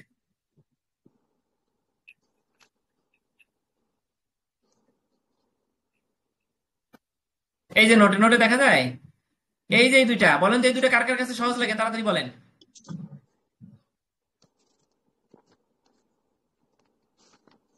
এই দুটা পড়বেন? আলামিন ভাই বলুন। করবো ভাইয়া। পড়বেন? আপনারা যে এত অ্যাডভান্স, আমি চাই যে যাতে না পড়ে চলে যেতে পারে, আপনারা পড়বেন। ভাই দ্বিপদী বিন্যাস গড় নির্ণয় আর ভেদাঙ্ক নির্ণয় খুবই ইম্পর্টেন্ট ভাই, এটা আপনাদের জন্য আমাদের জন্য। আচ্ছা ইম্পর্টেন্ট, হ্যাঁ ইম্পর্টেন্ট। শোনেন, আসতে পারে, কারণ প্রশ্ন কেমন হবে আমরা জানি না। তবে এটা 4 স্টার না কিন্তু তানিন ভাই, এটা 4 স্টার না। শারমিনা ভাই, এটা কি 4 স্টার মনে পড়ে? না না ভাইয়া, 4 স্টার না। এটা না পড়লেও চলবে ভাইয়া, বাদ দেন এটা। হ্যাঁ, না পড়লে চলবে। এখন কথা হচ্ছে, যদি কেউ চান, আমি আমার সাজেশনে কিন্তু এটা কিন্তু ট্রিপল স্টার, জি 4 স্টার না ট্রিপল স্টার। এখন আমরা আজকে রাতের জন্য পড়বো না, আমরা যদি চাই কালকে পড়তে পারি। তবে এটা এটা আমাদের জন্য 4 স্টার না হলে নবম ব্যাচের জন্য, আমাদের না নবম ব্যাচের জন্য কিন্তু ইম্পর্টেন্ট। ঠিক আছে, এখন আবার এসেও পড়তে পারে, বলতে পারি না, আসলে কিন্তু আঙুল চোষা লাগবে, লিখতে পারবো না। হ্যাঁ, তাহলে এটা খুব ইজি একটা বিষয়। যদি আমরা এটা বোঝার আগে ওই যে এনসি অর্থাৎ কম্বিনেশনের সূত্রটা বুঝতে হবে। ঠিক আছে, ওটা বুঝলে জাস্ট বারবার ক্যালকুলেশন করলে মেলানো যাবে, আর বারবার ক্যালকুলেশন না করলে মাঝপথে একটু ঝামেলা হয়ে যাবে, অনেকে পারবে না আর কি। ঠিক আছে, আচ্ছা তাহলে এটা আপাতত আজকের জন্য স্কিপ করে যাচ্ছি, যেহেতু 4 স্টার গুলো আপাতত পড়তেছি প্রথমে। এরপরে দেখেন দ্বিপদী ভাইয়া বিন্যাসের, তাহলে আগামীকাল একটু এটা বুঝিয়ে দিয়েন। এটা যেহেতু 4 স্টার না, আমরা দেখি এটা আগামীকাল। ঠিক আছে, শোনেন, এইটা 4 স্টার কিনা, এটা পড়তে হবে কিনা, এটা আগামীকাল আবার একটু ক্লিয়ার করে বলবো। ঠিক আছে, আজকে রাত্রে টেনে নিয়ে ঘাটাঘাটি করে বলবো। যদি 4 স্টার না হয় তাহলে না পড়লেও বোধহয় হয়ে যাবে, সমস্যা নাই। আর যদি পড়তে চাই তাহলে আমরা পড়তে পারবো, সমস্যা নাই, দেখা যাবে। এবার 4 স্টার একটা প্রশ্নে চলে যান 25 নম্বর পৃষ্ঠায়, বইয়ের 25 নম্বর পৃষ্ঠায়। আর বইয়ে যদি যেতে না চান তাহলে যারা বাইরে আছেন তারা নোটের, আমি দেখাই,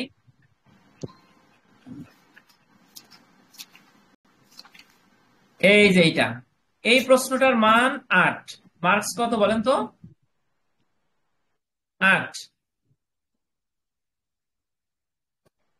ঠিক আছে,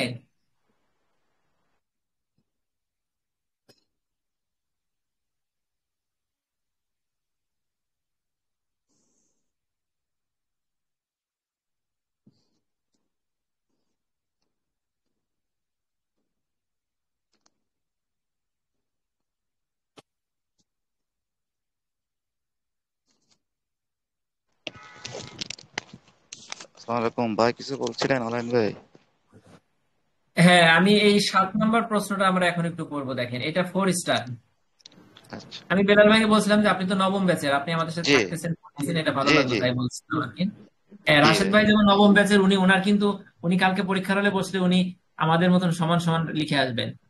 উনি শুরু থেকে গ্রুপ স্টেজ সবগুলো অ্যাটেন্ড করে উনি এখন মানে আমাদেরই পড়াইতে পারে, এরকম একটা অবস্থা হয়ে গেছে।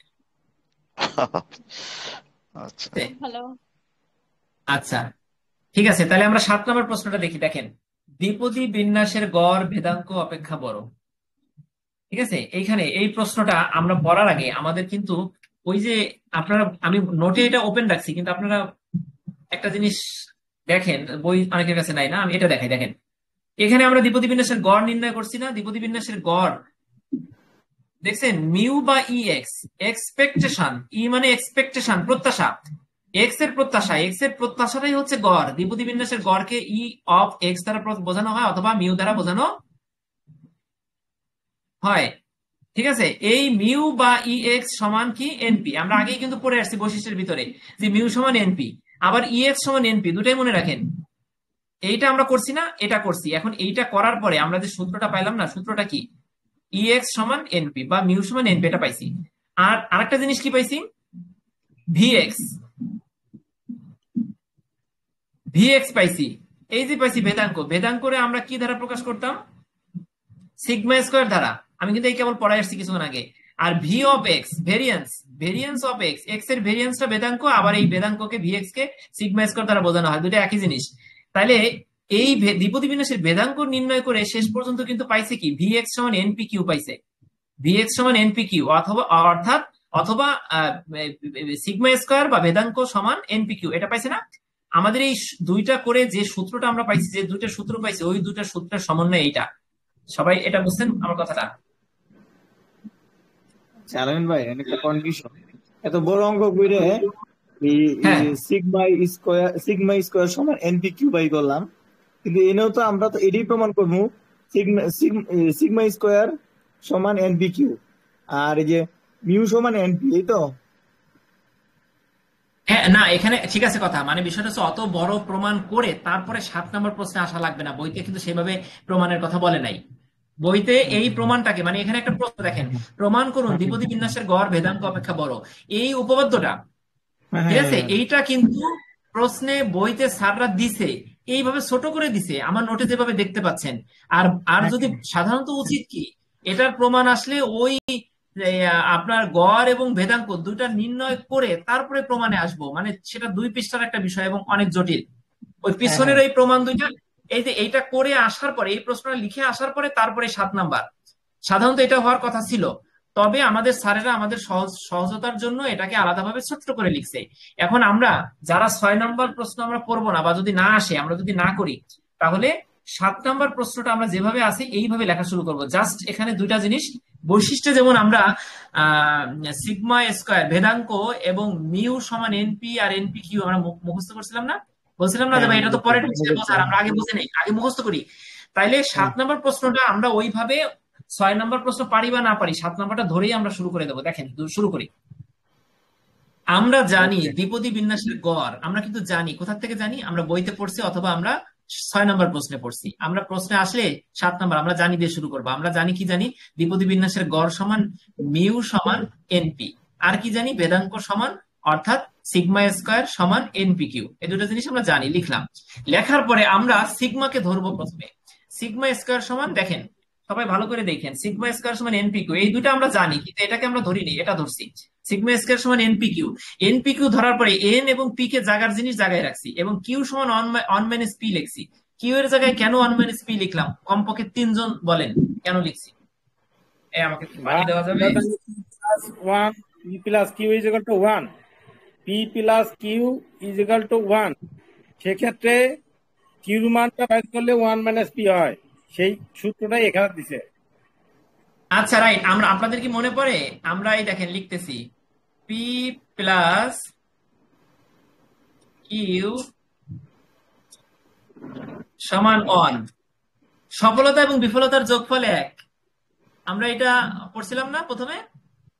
এখন দেখেন যদি 1 হয় তাহলে কিউ এর মানটা কত দাঁড়ায়? এটা বীজগণিত করি। কিউ এর মানটা দাঁড়াচ্ছে 1, সমানের বাম পাশ থেকে পি কে নিয়ে এসেছি, পি এর আগে আছে প্লাস চিহ্ন, সমানের এই পাশে আসলে পি এর আগে কি হবে? মাইনাস চিহ্ন। তাহলে কিউ সমান 1 মাইনাস পি। এখন এইখানে পি এর জায়গায় কিউ এর মানটা বসাই দিলাম, কিউ সমান 1 মাইনাস পি, এটা বসাই দিলাম। পরের লাইনে দেখেন, পরের লাইনে কি করছে? গুণ করছে, ব্র্যাকেটের ভিতরে 1 মাইনাস পি এর সাথে সবগুলো গুণ করছে, এনপির সাথে 1 গুণ এনপি, আর এখানে এনপির সাথে পি গুণ এনপি স্কয়ার। এখন পরের লাইনে কি করছে দেখেন, এনপি সমান, এই দেখেন এনপি সমান কি? মিউ না? তাইলে এনপির জায়গায় মিউ বসাই দিছে। ক্লিয়ার? জি ভাই আচ্ছা, আর এখানে 3 নাম্বার লাইন একটু আবার কোন। আচ্ছা, এইখানে এই ব্র্যাকেটের ভিতরে যা আছে, ব্র্যাকেটের বাইরে যা থাকে তার সাথে ব্র্যাকেটের সবকিছু গুণ হয় না? এনপির সাথে 1 এর একবার গুণ করে এনপি গুণ 1 এনপি, এনপি গুণ পি এনপি স্কয়ার, এই পি আর এই পি দুটো মিলে স্কয়ার, এনপি স্কয়ার। এখন পরের লাইনে এনপি, দেখেন মিউ সমান এনপি, তাহলে এখানে এনপি সমান মিউ, এনপি নিচে এটা বসাই দিলাম। এখন এখানে কিন্তু এই যে থার্ড ব্র্যাকেট দিয়ে আমরা কিন্তু লিখতাম, আমরা কিন্তু এই যে যেহেতু দিয়ে মনে পড়ে, আমরা বীজগণিতের সূত্র লিখে দিতাম, A plus B square minus B square সমান A plus B into A minus B, মানে এটা এই সূত্র অনুযায়ী এখানে করতেছি, সেটা বোঝাতাম। এখানে কিন্তু নোট নাই, আমাদের স্যারের নোট লেখে নাই, ঠিক আছে? তাহলে আমরা চাইলে নোট দিতে পারি, নোট না চাইলে এখানে হুবহু যা আছে লিখে দিলে 8 এ 8 কমাবে না, মাইনাস এনপি। এখন এইটুককে বোঝেন নাই বলেন?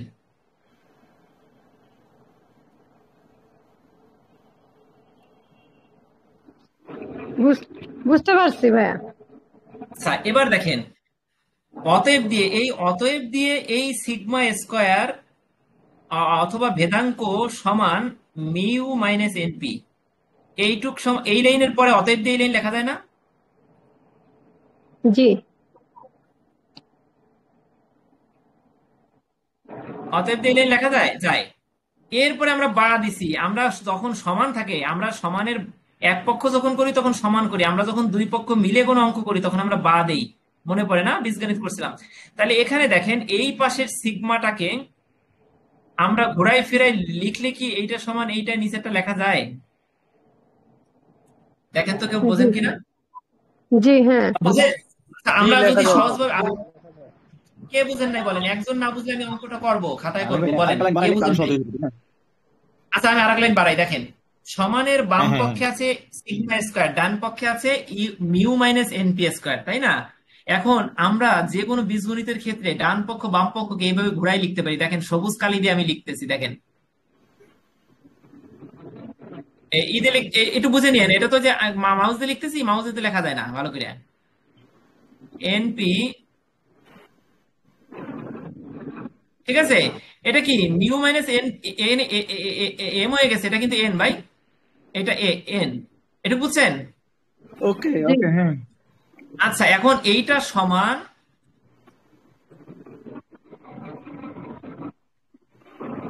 বলেন এই লাইনের পরে এই লাইন লেখা যায় না?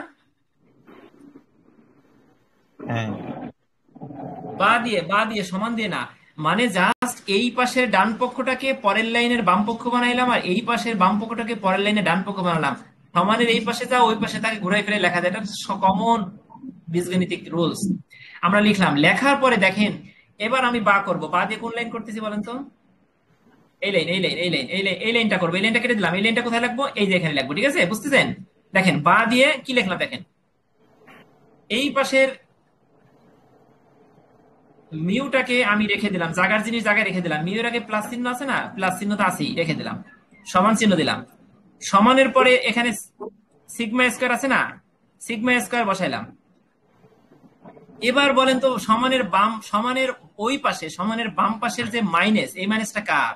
এই মাইনাসটা কিন্তু এনপি স্কয়ারের, প্রত্যেকটা জিনিসের হাতের বাম পাশে যে চিহ্নটা ওইটা তার, এই এনপি স্কয়ারের এই চিহ্নটা, আর এই মাইনাসটা কিন্তু এই মিউ এর না, মিউ এর হচ্ছে বাম পাশে প্লাস, প্লাসটা উজ্জ্বল আছে দেখতেছি না আমরা, হ্যাঁ?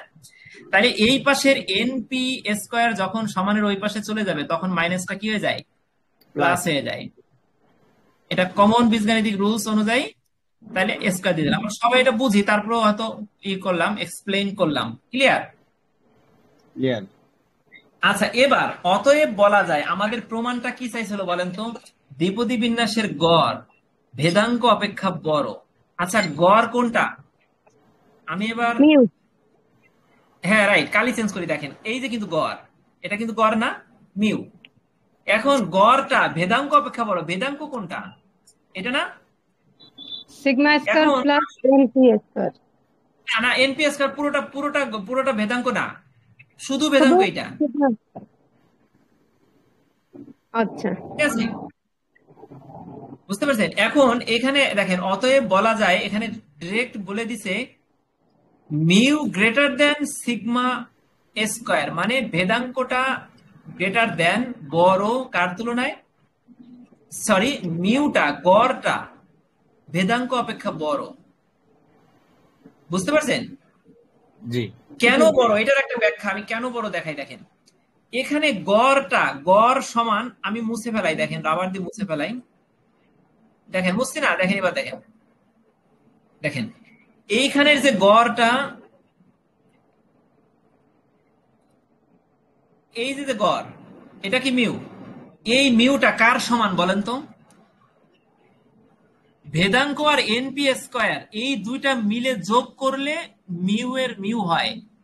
ভেদাঙ্ক শুধু কিন্তু মিউ এর সমান হয় না, ভেদাঙ্কের সাথে এনপি স্কয়ারটা যদি যোগ করেন তাহলেই কেবল মিউ হবে, অর্থাৎ গড় হবে। ভেদাঙ্কের সাথে অতিরিক্ত এনপি স্কয়ার যোগ করলেই কি হয়? গড় হয়। তাহলে বলেন তো এই গড় বড় না ভেদাঙ্ক বড়? ক্লিয়ার হয়নি। আচ্ছা আবার বলি দেখেন,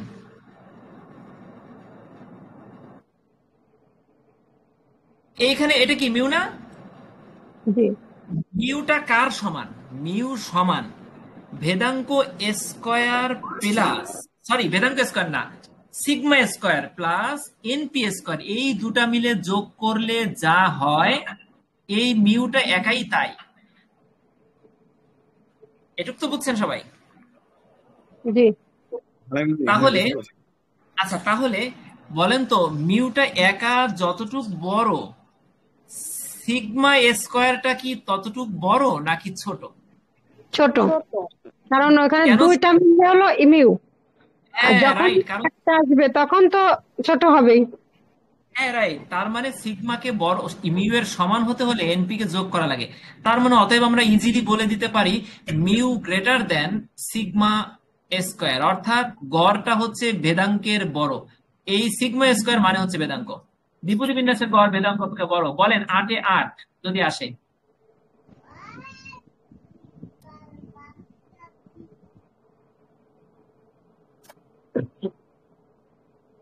ঠিক আছে কি ঠিক আছে? জি ঠিক আছে।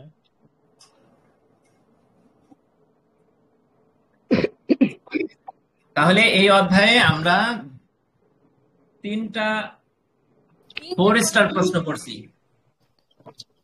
একটা বিষয় এখন দেখি আর 4 স্টার প্রশ্ন আছে নাকি। হ্যাঁ, আর একটা 4 স্টার পৈশ বিন্যাসটা শুনেন, পৈশ বিন্যাসটা পড়া উচিত। তবে আপনি ভাইয়া যদি এটা না তো 2 স্টার, ভাইয়া এটা 2 স্টার। এটা 2 স্টার কিসে?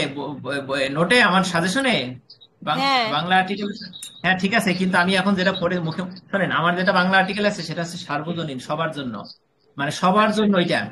আর এখানে স্পেশালি আমরা যারা ক্লাস করতেছি, এটা তো আমি করতেছি ঘরে বসে। এখন ঘরে বসে যেটা পড়বো পরীক্ষার আগের দিন, সেটা পরীক্ষার আগের দিন তো আমি সবাইরে পাবো না।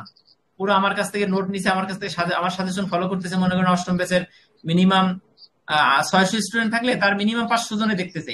এখন 500 জনের যদি আমার সাজেশন দেখে, 500 জনকে তো আর আমি পরীক্ষার আগের দিন রাত্রে পাবো না। 500 জন তো আমার সাথে যোগাযোগ করে নাই, যোগাযোগ করছেন আপনারা, এখানে 20 জন আছেন। এখন আমি 20 জনকে বলতেছি যে এটা 4 স্টার। ঠিক আছে, মানে যারা কানেক্টেড থাকতেছেন পরীক্ষার আগের দিন কি পাচ্ছি না পাচ্ছি সেটা তো তারাই জানতে পারবেন, বাকিদের তো আমার পৌঁছানো সম্ভব না আবার। ঠিক আছে, কাজে কানেক্টেড থাকলে এমবিএ শেষ পর্যন্ত আপনাদের সাথে বিভিন্ন সহযোগিতা নিয়ে থাকবো। আমরা যা যা পড়বো, আমি যা পড়বো, ঠিক আছে, আপনারা তাই পড়বেন। মেইন ক্যাম্পাসের আমরা যা পড়বো, যা স্যাররা বলবে, যে ইনফরমেশন পাবো, সবকিছু আপনাদেরকে শেয়ার করবো। ঠিক আছে, আমরা সবাই বেনিফিটেড হবো ইনশাআল্লাহ। থ্যাংক ইউ ভাইয়া। আচ্ছা, তাহলে এবার আমরা দেখেন, এখন একটা জিনিস আছে এখানে, তামিম ভাই, একটা অঙ্ক আছে আমাদের। এই অঙ্কটা আমাদের তো করা দরকার 25 পৃষ্ঠায়।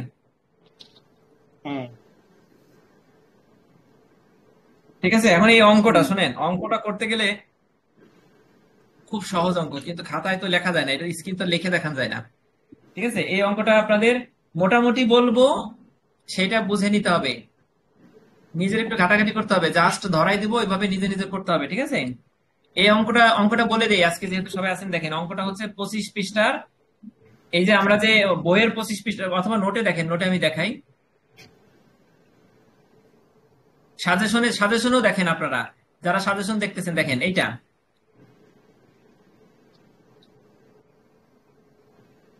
দ্বিপদী বিন্যাসের সমস্যাগুলি এবং সমাধান, এই যে এইটা, এই যে কালার করে দিলাম, দেখছেন? এই অধ্যায় থেকে যদি অঙ্ক আসে, সেই অঙ্কটা হচ্ছে 25 পৃষ্ঠার 5টা অঙ্ক, ক খ গ ঘ উ, ছোট ছোট 5টা অঙ্ক, এক পৃষ্ঠার ভিতরে 5টা অঙ্ক। এই অধ্যায় থেকে 2 ধরনের অঙ্ক আছে, পৈশ বিন্যাসের অঙ্ক আর দ্বিপদী বিন্যাসের অঙ্ক। আপনার পৈশ বিন্যাসের অঙ্কটা, এটা পৈশ বিন্যাসের অঙ্কটা হচ্ছে ডাবল স্টার, আর এই দ্বিপদী বিন্যাসের অঙ্কটা হচ্ছে 4 স্টার। ঠিক আছে, এই অধ্যায় থেকে যদি অঙ্ক আসে, তাহলে এই অঙ্কটা আসার সম্ভাবনা অনেক। তাহলে এই অঙ্কটা আপনি করে গেলে আপনার ক খ কমন পড়লে গটাও লিখতে পারবেন, অঙ্কটা লিখতে পারবেন। আর যদি অঙ্কটা না করেন, তাহলে যদি অঙ্ক এসে পড়ে, তাহলে কিন্তু আপনি পুরো 16 মার্কের অ্যান্সার করতে পারবেন না। ঠিক আছে, এই অঙ্কটা আমরা সবাই করে যাব, সংখ্যা চেঞ্জ করলে দিলেও যাতে পারি। এই অঙ্কটা আমরা কমপক্ষে 5-6 বার করবো। ঠিক আছে, তার বেশি সময় নিয়ে আমরা করব। বলেন কে? তাহলে আজকে অঙ্ক বাদে কি কি প্রশ্ন আছে আমরা সেগুলো এখন পড়ি, অঙ্কটা কালকে ধরবো। আরেকটা জিনিস বলি, আমাদের কিন্তু দেখেন, আজকে 5 তারিখ, 6, 7, 8 কয়দিন আছে পরীক্ষার? 3 দিন।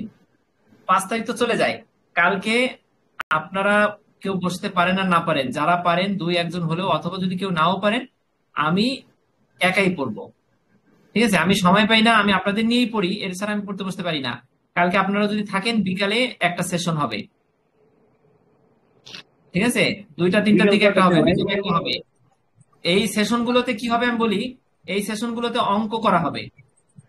অঙ্কগুলো আপনারা যারা থাকবেন, আমরা একটা অঙ্ক, এই বইয়ের অঙ্কগুলো হুবহু করব, তারপরে বইয়ের অঙ্কে একটু সংখ্যা চেঞ্জ করে আমি দিব, তানিম ভাই করবে, আমি দিব, রিদওয়ান ভাই করবে, আপনারা যারা আছেন তারা সংখ্যা চেঞ্জ করে দিবেন, আমরা করব। মানে এই অঙ্কটা যদি ভেরি ভেরি ইম্পর্টেন্ট, কাজে অঙ্কটার নিশ্চয়তা আমরা নিতে চাই। ঠিক আছে, যারা পারবেন তারা বিকালে থাকবেন, কারণ রাত্রেবেলা অঙ্ক করার মতন পরিস্থিতি থাকে না। ঠিক আছে, সারাদিন কাজকর্ম করে মাথায় কাজ করে না, বিকালে এবং দুপুরে এটা আপনারা, ঠিক আছে। আর যারা স্পেশালি থাকতে পারবেন না তারা অবশ্যই যে আমাদের থাকবে, এই রেকর্ড থাকবে, ওটা দেখবেন। তবে রেকর্ডে তো প্রশ্ন করা যায় না। আর শেষের দিন অর্থাৎ বুধবার রাতে এবং বৃহস্পতিবার সারাদিন আমরা অঙ্ক করবো, সব করবো, ওই দিনগুলোতে আপনারা সবসময় থাকেন। আচ্ছা, এবার আমরা পড়ায় চলে যাই। দেখেন 2 অধ্যায়ে আর কি কি পড়বো। এখানে পড়ছি 1 নম্বর প্রশ্ন পড়ছি, 2 নম্বর প্রশ্ন পড়ছি, দ্বিপদী বিন্যাস কাকে বলে এর বৈশিষ্ট্য পড়ছি, শর্ত পড়ছি, 3 নম্বর পড়ছি, দ্বিপদী বিন্যাসের গড় ভেদাঙ্ক অপেক্ষা বড়, এটা পড়ছি। এবার আমরা পৈশু বিন্যাসের সংজ্ঞা এবং বৈশিষ্ট্যটা একটু পড়তে পারি। ঠিক আছে,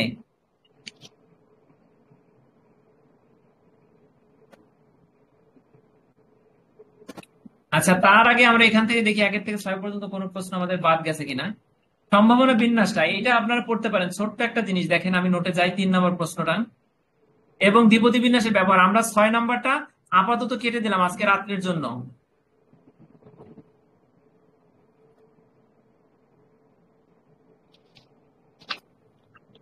এই যে এইটা কেটে দিলাম আজকে রাত্রের জন্য, এটাতে আসবে না তা কিন্তু না, ভুল বুঝবেন না, এটা আমরা আজকে রাত্রের জন্য কেটে দিলাম। আমরা এখন এই যে এই আর পৈশু বিন্যাসের সংজ্ঞা এবং বৈশিষ্ট্য এটা আমরা পরে পড়বো। আমরা 3 এবং 5 নম্বর প্রশ্নটা পড়ে আসি। 3 এবং 5 সম্ভাবনা বিন্যাস কাকে বলে, এটা আপনারা চলে যান হচ্ছে এখানে। দেখেন এই যে বইয়ে কত পৃষ্ঠা যাবেন আমি বলি, বইয়ে আছে 21 পৃষ্ঠা, বইয়ের ছোট্ট করে দেওয়া আছে। আমি এটাকে একটু ওই বইয়ের কথাটাকে একটু ভেঙে চুরে একটু বড় করছি, যাতে এটা বেশি মার্কে আসলে আমরা লিখতে পারি। দেখেন সম্ভাবনা বিন্যাস কাকে বলে পড়ি। প্রবাবিলিটি ডিস্ট্রিবিউশন, ডিস্ট্রিবিউশন মানে বন্টন, আমরা বুঝি সাজানো, বিন্যাস করা। আর প্রবাবিলিটি মানে সম্ভাবনা, কোনো জিনিস আসার পড়ার সম্ভাবনা, কোনো জিনিস পাওয়ার সম্ভাবনা। তাহলে সম্ভাবনাকে আপনি কিভাবে সাজাবেন, এই প্রশ্নটা সহজভাবে বুঝেন আগে। সম্ভাবনাকে আপনি কিভাবে সাজাবেন, আপনি বলেন লুডুর গুটি 1 পাওয়ার সম্ভাবনা আছে, এটা সাজাইলাম একটা বাক্সে। লুডুর গুটি 2 পড়ার সম্ভাবনা একটা আপনি বাক্সে রাখেন। লুডুর গুটি 3কে আপনি আর একটা পয়েন্টে রাখেন। এইভাবে যদি আপনি সাজান, বিন্যাস করেন, তাহলে সেটাই সম্ভাবনা বিন্যাস, কঠিন ভাবে বোঝা যাবে না। এবার আমরা দেখি, যদি এক্স একটি বিচ্ছিন্ন চলক হয়, যদি এক্স একটি বিচ্ছিন্ন চলক হয় এবং এক্স এর বিভিন্ন মান x1 হয়, x2 হয়, dot dot dot dot xn হয়, তাহলে ভালো করে বুঝেন, এক্স একটা বিচ্ছিন্ন চলক, আমরা আগে পড়ছি।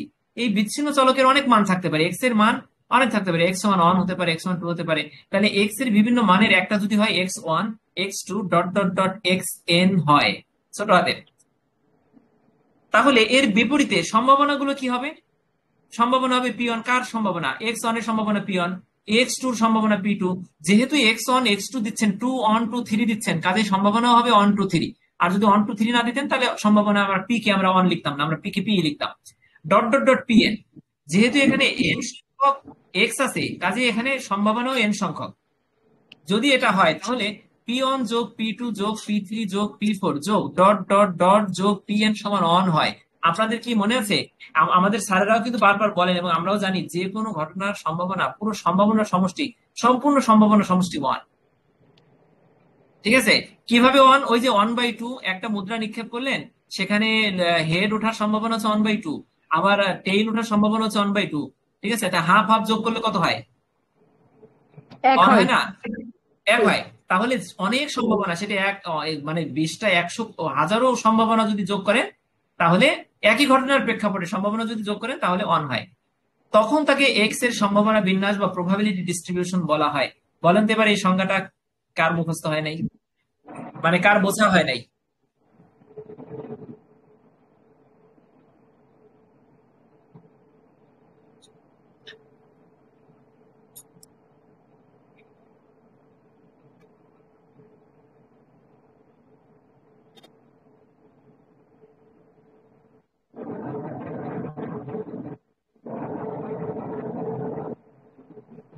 হ্যাঁ আলামিন ভাই, বুঝছো তো?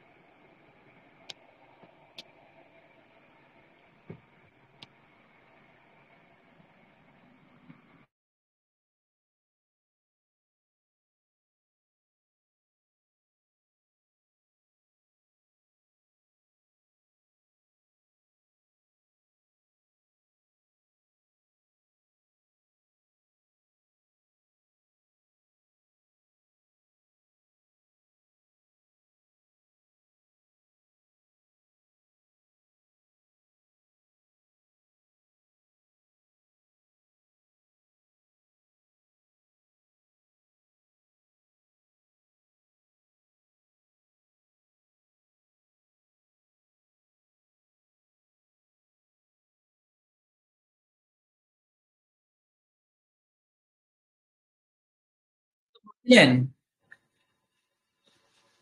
কেউ কিছু বলছিলেন? কে জানি কি বললেন মনে হচ্ছে। বুঝতে ভাইয়া। আচ্ছা, এই প্রশ্নটা তাহলে আমরা পড়ি, দেখেন। সম্ভাবনা বিন্যাসটা কি? ভালো করে নিজের ভাষায় বুঝি। সম্ভাবনা বিন্যাস মানে যতগুলো সম্ভাবনা বের করবেন সেটাকে সাজাবেন, এটা হচ্ছে সম্ভাবনা বিন্যাস। এই যে সহজ বা ভাষায় যা বললাম তাই এখানে লিখবেন, কঠিন ভাবে চিন্তা করলে পরিসংখ্যানে কিছুই লিখতে পারবেন না। সম্ভাবনা বিন্যাস, দেখেন, যদি এক্স একটি বিচ্ছিন্ন চলক হয় তাহলে এক্স এর অনেকগুলো মান থাকবে। আমি নিজের ভাষায় বলতেছি, এক্স এর মানগুলো কি? x1 x2 dot dot dot xn। এখন এই প্রত্যেকটা মানের এক একটা সম্ভাবনা থাকে, সেই সম্ভাবনা কি? p1 p2 p3 dot dot dot pn। এখন আপনি যদি, যেহেতু প্রত্যেকটা সম্ভাবনার যোগফল হচ্ছে 1 আমরা জানি, তাহলে p1 plus p2 plus p3 plus p4 dot dot dot pn সমান 1। হ্যাঁ, যখন এই শর্তগুলো পূরণ করবে তখন তাকে এক্স এর সম্ভাবনা বিন্যাস বা প্রবাবিলিটি ডিস্ট্রিবিউশন বলা হয়। বলেন এই সংখ্যাটা কত সহজ, নিজের ভাষায় সহজ করে বোঝাই দিলাম। এবার আমরা দেখি নিম্ন টেবিলে এক্স চলকের সম্ভাবনা বিন্যাস দেখানো হলো। দেখেন, এখানে বিচ্ছিন্ন দৈব চলক x, x1 x2 x3 dot dot dot xn, সম্ভাবনা px px1 px2 px3 dot dot dot pxn। এই ছকটা বইতে লম্বা ভাবে আছে, আপনি এইভাবে লেখেন, যেভাবে সেভাবে লেখেন। তারপরে দেখেন আমাদের বই অনুযায়ী কিন্তু সম্ভাবনা বিন্যাসটা আমাদের ব্যাখ্যা করা হয়ে গেল। এখন বইতে যে কথাগুলো আমরা এই যে কথাগুলো এত সময় লিখছি না, যদি কেউ চালাকি করে যে আমার হাতে অনেক সময় আছে, আমি ভালো মার্কস পেতে চাই, তাহলে আমি এটা আসছে, আমি এই উপরের কথাগুলোকে আমি 4টা পয়েন্টে আবার একটু আলোচনা করি, তাহলে টিচারের মগজ ধোলাই হবে। টিচার মনে করবো অনেক সুন্দর করে লিখছে। দেখেন, সম্ভাবনাগুলো 0 এবং 1 এর মধ্যে থাকতে হবে, অর্থাৎ সম্ভাবনা প্রবাবিলিটি অফ এক্স 0 বা 1 এর মধ্যে থাকবে, অর্থাৎ এই যে দেখেন যেটা আমরা একটু আগে পড়ছিলাম, 0 অথবা 0 থেকে বড়, 1 অথবা 1 এর থেকে ছোট। সম্ভাবনার যোগফল 1 হতে হবে। এই যে সম্ভাবনার যোগফল তো 1 আপনি বুঝছেনই, তাহলে এই কথাটা এতটুকু বড় কথা পড়তে আপনার সমস্যা কি? সম্ভাবনার যোগফল অবশ্যই 1 হবে, অর্থাৎ উপরে যা পড়ছি তাই, এই যে x1 x2 ডট ডট হয়, p1 p2 1 হয়, তাহলে একসঙ্গে সব যোগ করলে 1 হবে। সম্ভাবনা সবসময় ধনাত্মক হবে, অর্থাৎ ঋণাত্মক হবে না। px কখনোই নেতিবাচক হতে পারে না, এটা অবশ্যই ধনাত্মক হবে। এই যে যদি সম্ভাবনা হয়, বলেন এখানে কি নেগেটিভ মান আসছে? কেউ বলতে পারবেন যে 1 নম্বরে নেগেটিভ মান আছে? সম্ভাবনা ধনাত্মক হবে, অর্থাৎ দেখেন প্রবাবিলিটি অফ এক্স হয় 0 না হয় 0 থেকে বড়, হয় 0 প্রবাবিলিটি অফ এক্স মানে এক্স এর সম্ভাবনা হয় 0 না হয় 0 থেকে বড়। এখানে কিন্তু 0 অথবা 0 থেকে বড় বলছে, কত বড় সেটা 1 এর উপরে যায় নাই সেটা বলছে, কিন্তু 0 থেকে তো বড়, তার মানে ঋণাত্মক হয় না। সম্ভাবনা একটি সুনির্দিষ্ট মানের জন্য নির্ধারিত থাকবে, প্রতিটি নির্দিষ্ট মানের সম্ভাবনা নির্ধারণ করা যায়, অর্থাৎ পিএক্স কোন নির্দিষ্ট মানের জন্য নির্ধারিত হবে। দেখেন এই কথাটার মানে কি? পিএক্স যদি এক্স যদি 1 হয় তাহলে পিএক্স হবে px1, যদি এক্স সময় এক্স যদি 2 হয় তাহলে পিএক্স হবে px2, এক্স যদি 3 হয় তাহলে পিএক্স হবে px3। তাহলে এই চারটা বলেন তো উপরে যা পড়ে আসছি তাই তো। আচ্ছা, এখন আমাদের কিন্তু 4 স্টার এবং আমাদের টোটাল আমাদের কয়টা প্রশ্ন পড়া হলো আমি দেখাই। এখানে এই যে একটা প্রশ্ন বাদ ছিল সেটাও পড়ছি, তার মানে 1 পড়ছি, 2 পড়ছি, 3 পড়ছি, 4 পড়ছি, 7 পড়ছি। এবার 5 নাম্বার প্রশ্নটা একবার একটু পড়বো, পড়ার পরে আমাদের কিন্তু এই অধ্যায় শেষ। আপনারা যারা আসেন সাথে তারা কিন্তু আমরা 2 সেট প্রশ্নের নিশ্চয়তা অলরেডি নিয়ে নিয়েছি। এবার দেখেন সম্ভাবনার ব্যবহারটা তো দ্বিপদী বিন্যাসের ব্যবহার দেখেন।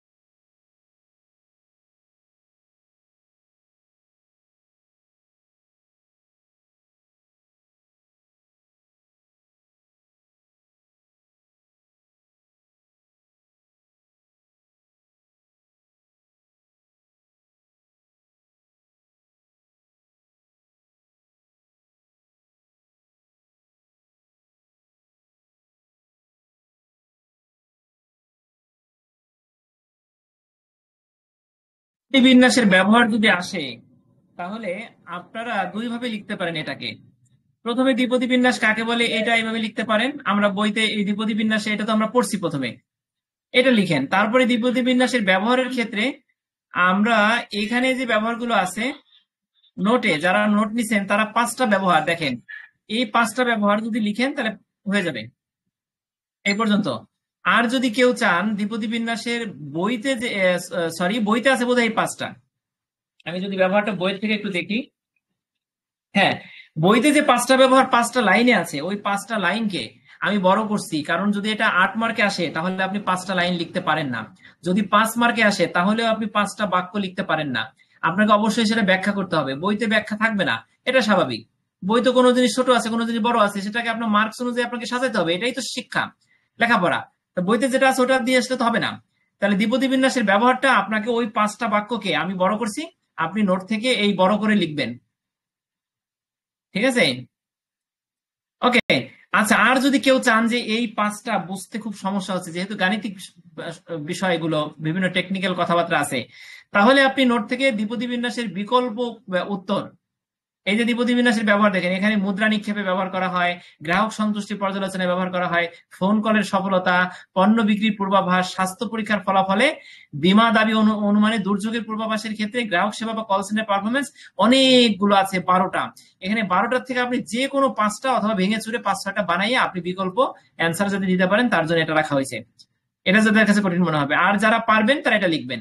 আমি মনে করি যে দ্বিপদী বিন্যাসের ব্যবহার এটাও লেখা যায় ওটাও লেখা যায়, দুটো লিখলেই মার্কস পাবেন। কারণ ব্যবহার বলছে এর মানে আপনি যেভাবে খুশি সেইভাবে এর ব্যবহারটাকে মিন করবেন, তাতেই মার্কস দিতে স্যার বাধ্য। ক্লিয়ার? তাহলে এই 5 নম্বর প্রশ্নটা আপনাদের আমরা বাড়িতে পড়ে নেব, ক্লাসের বাইরে আমরা পড়ে নেব, ঠিক আছে?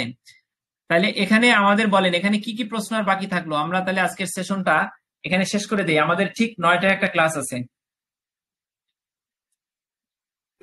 ভাই দ্বিপদী বিন্যাসের যে সূত্রটা P of X is equal to N C X P to the power X Q to the power N minus X, এই সূত্রটা বুঝলেও মুখস্থ করতে হবে, না বুঝলেও করতে হবে।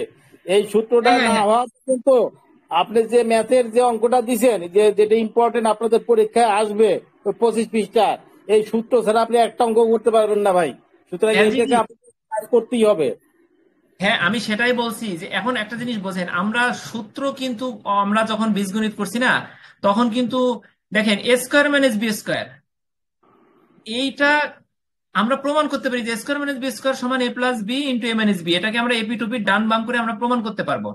তবে মেইন সূত্রটার আবিষ্কারটা কোন প্রেক্ষাপটে হলো, কেন হলো, সেটা কিন্তু গভীরে যেতে হবে। সেই ব্যাখ্যাটা ছাড়াই কিন্তু আমরা আগে ছোটবেলা থেকে আমরা সূত্র মুখস্থ করে ফেলছি, সূত্র প্রয়োগ করা শিখছি, কিন্তু সূত্রটা কিভাবে আসলো সেটা কিন্তু অনেকে আমরা শিখি নাই, অনেকে আমরা না শিখে আমরা প্রয়োগ শিখছি। এই ক্ষেত্রে যারা মানে অঙ্কটা করবেন তারা জাস্ট সূত্রটা মুখস্থ করবেন, রাশেদ ভাই যেটা বললেন, সূত্রটার প্রয়োগ শিখে আপনি অঙ্কও করলেন, সূত্রের ব্যাখ্যাটাও দিলেন, আপনার মার্কস চলে আসবে, ঠিক আছে?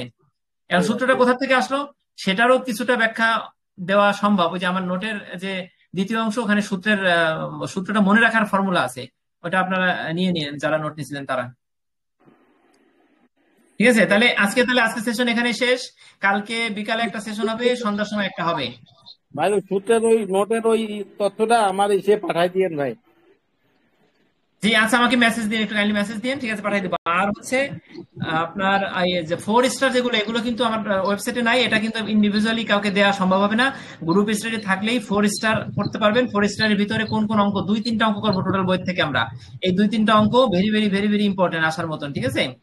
তাহলে আমাদের সাথে থাকবেন ইনশাল্লাহ। তাহলে রেখে দিচ্ছি আজকে, কালকে আমাদের সন্ধ্যার আগে এবং সন্ধ্যার পরে দুইবার আমরা পড়তে পারবো ইনশাল্লাহ। ওকে, আসসালামু আলাইকুম। জি বলেন। পরিসংখ্যানের ব্যাখ্যাটা আমার হোয়াটসঅ্যাপে পাঠাই দিয়েন। আমাকে একটু মেসেজ দিন কাইন্ডলি, আমি দিয়ে দেবো। মানে আপনাদের তো নবম ব্যাচ, সমস্যা নেই, একটু সিলেক্ট করে দিলেও সমস্যা নেই, আমি খুব ব্যস্ত।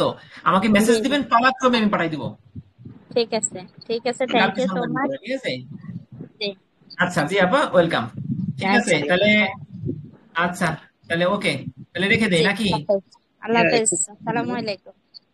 ঠিক আছে, ঠিক আছে, আসসালাম।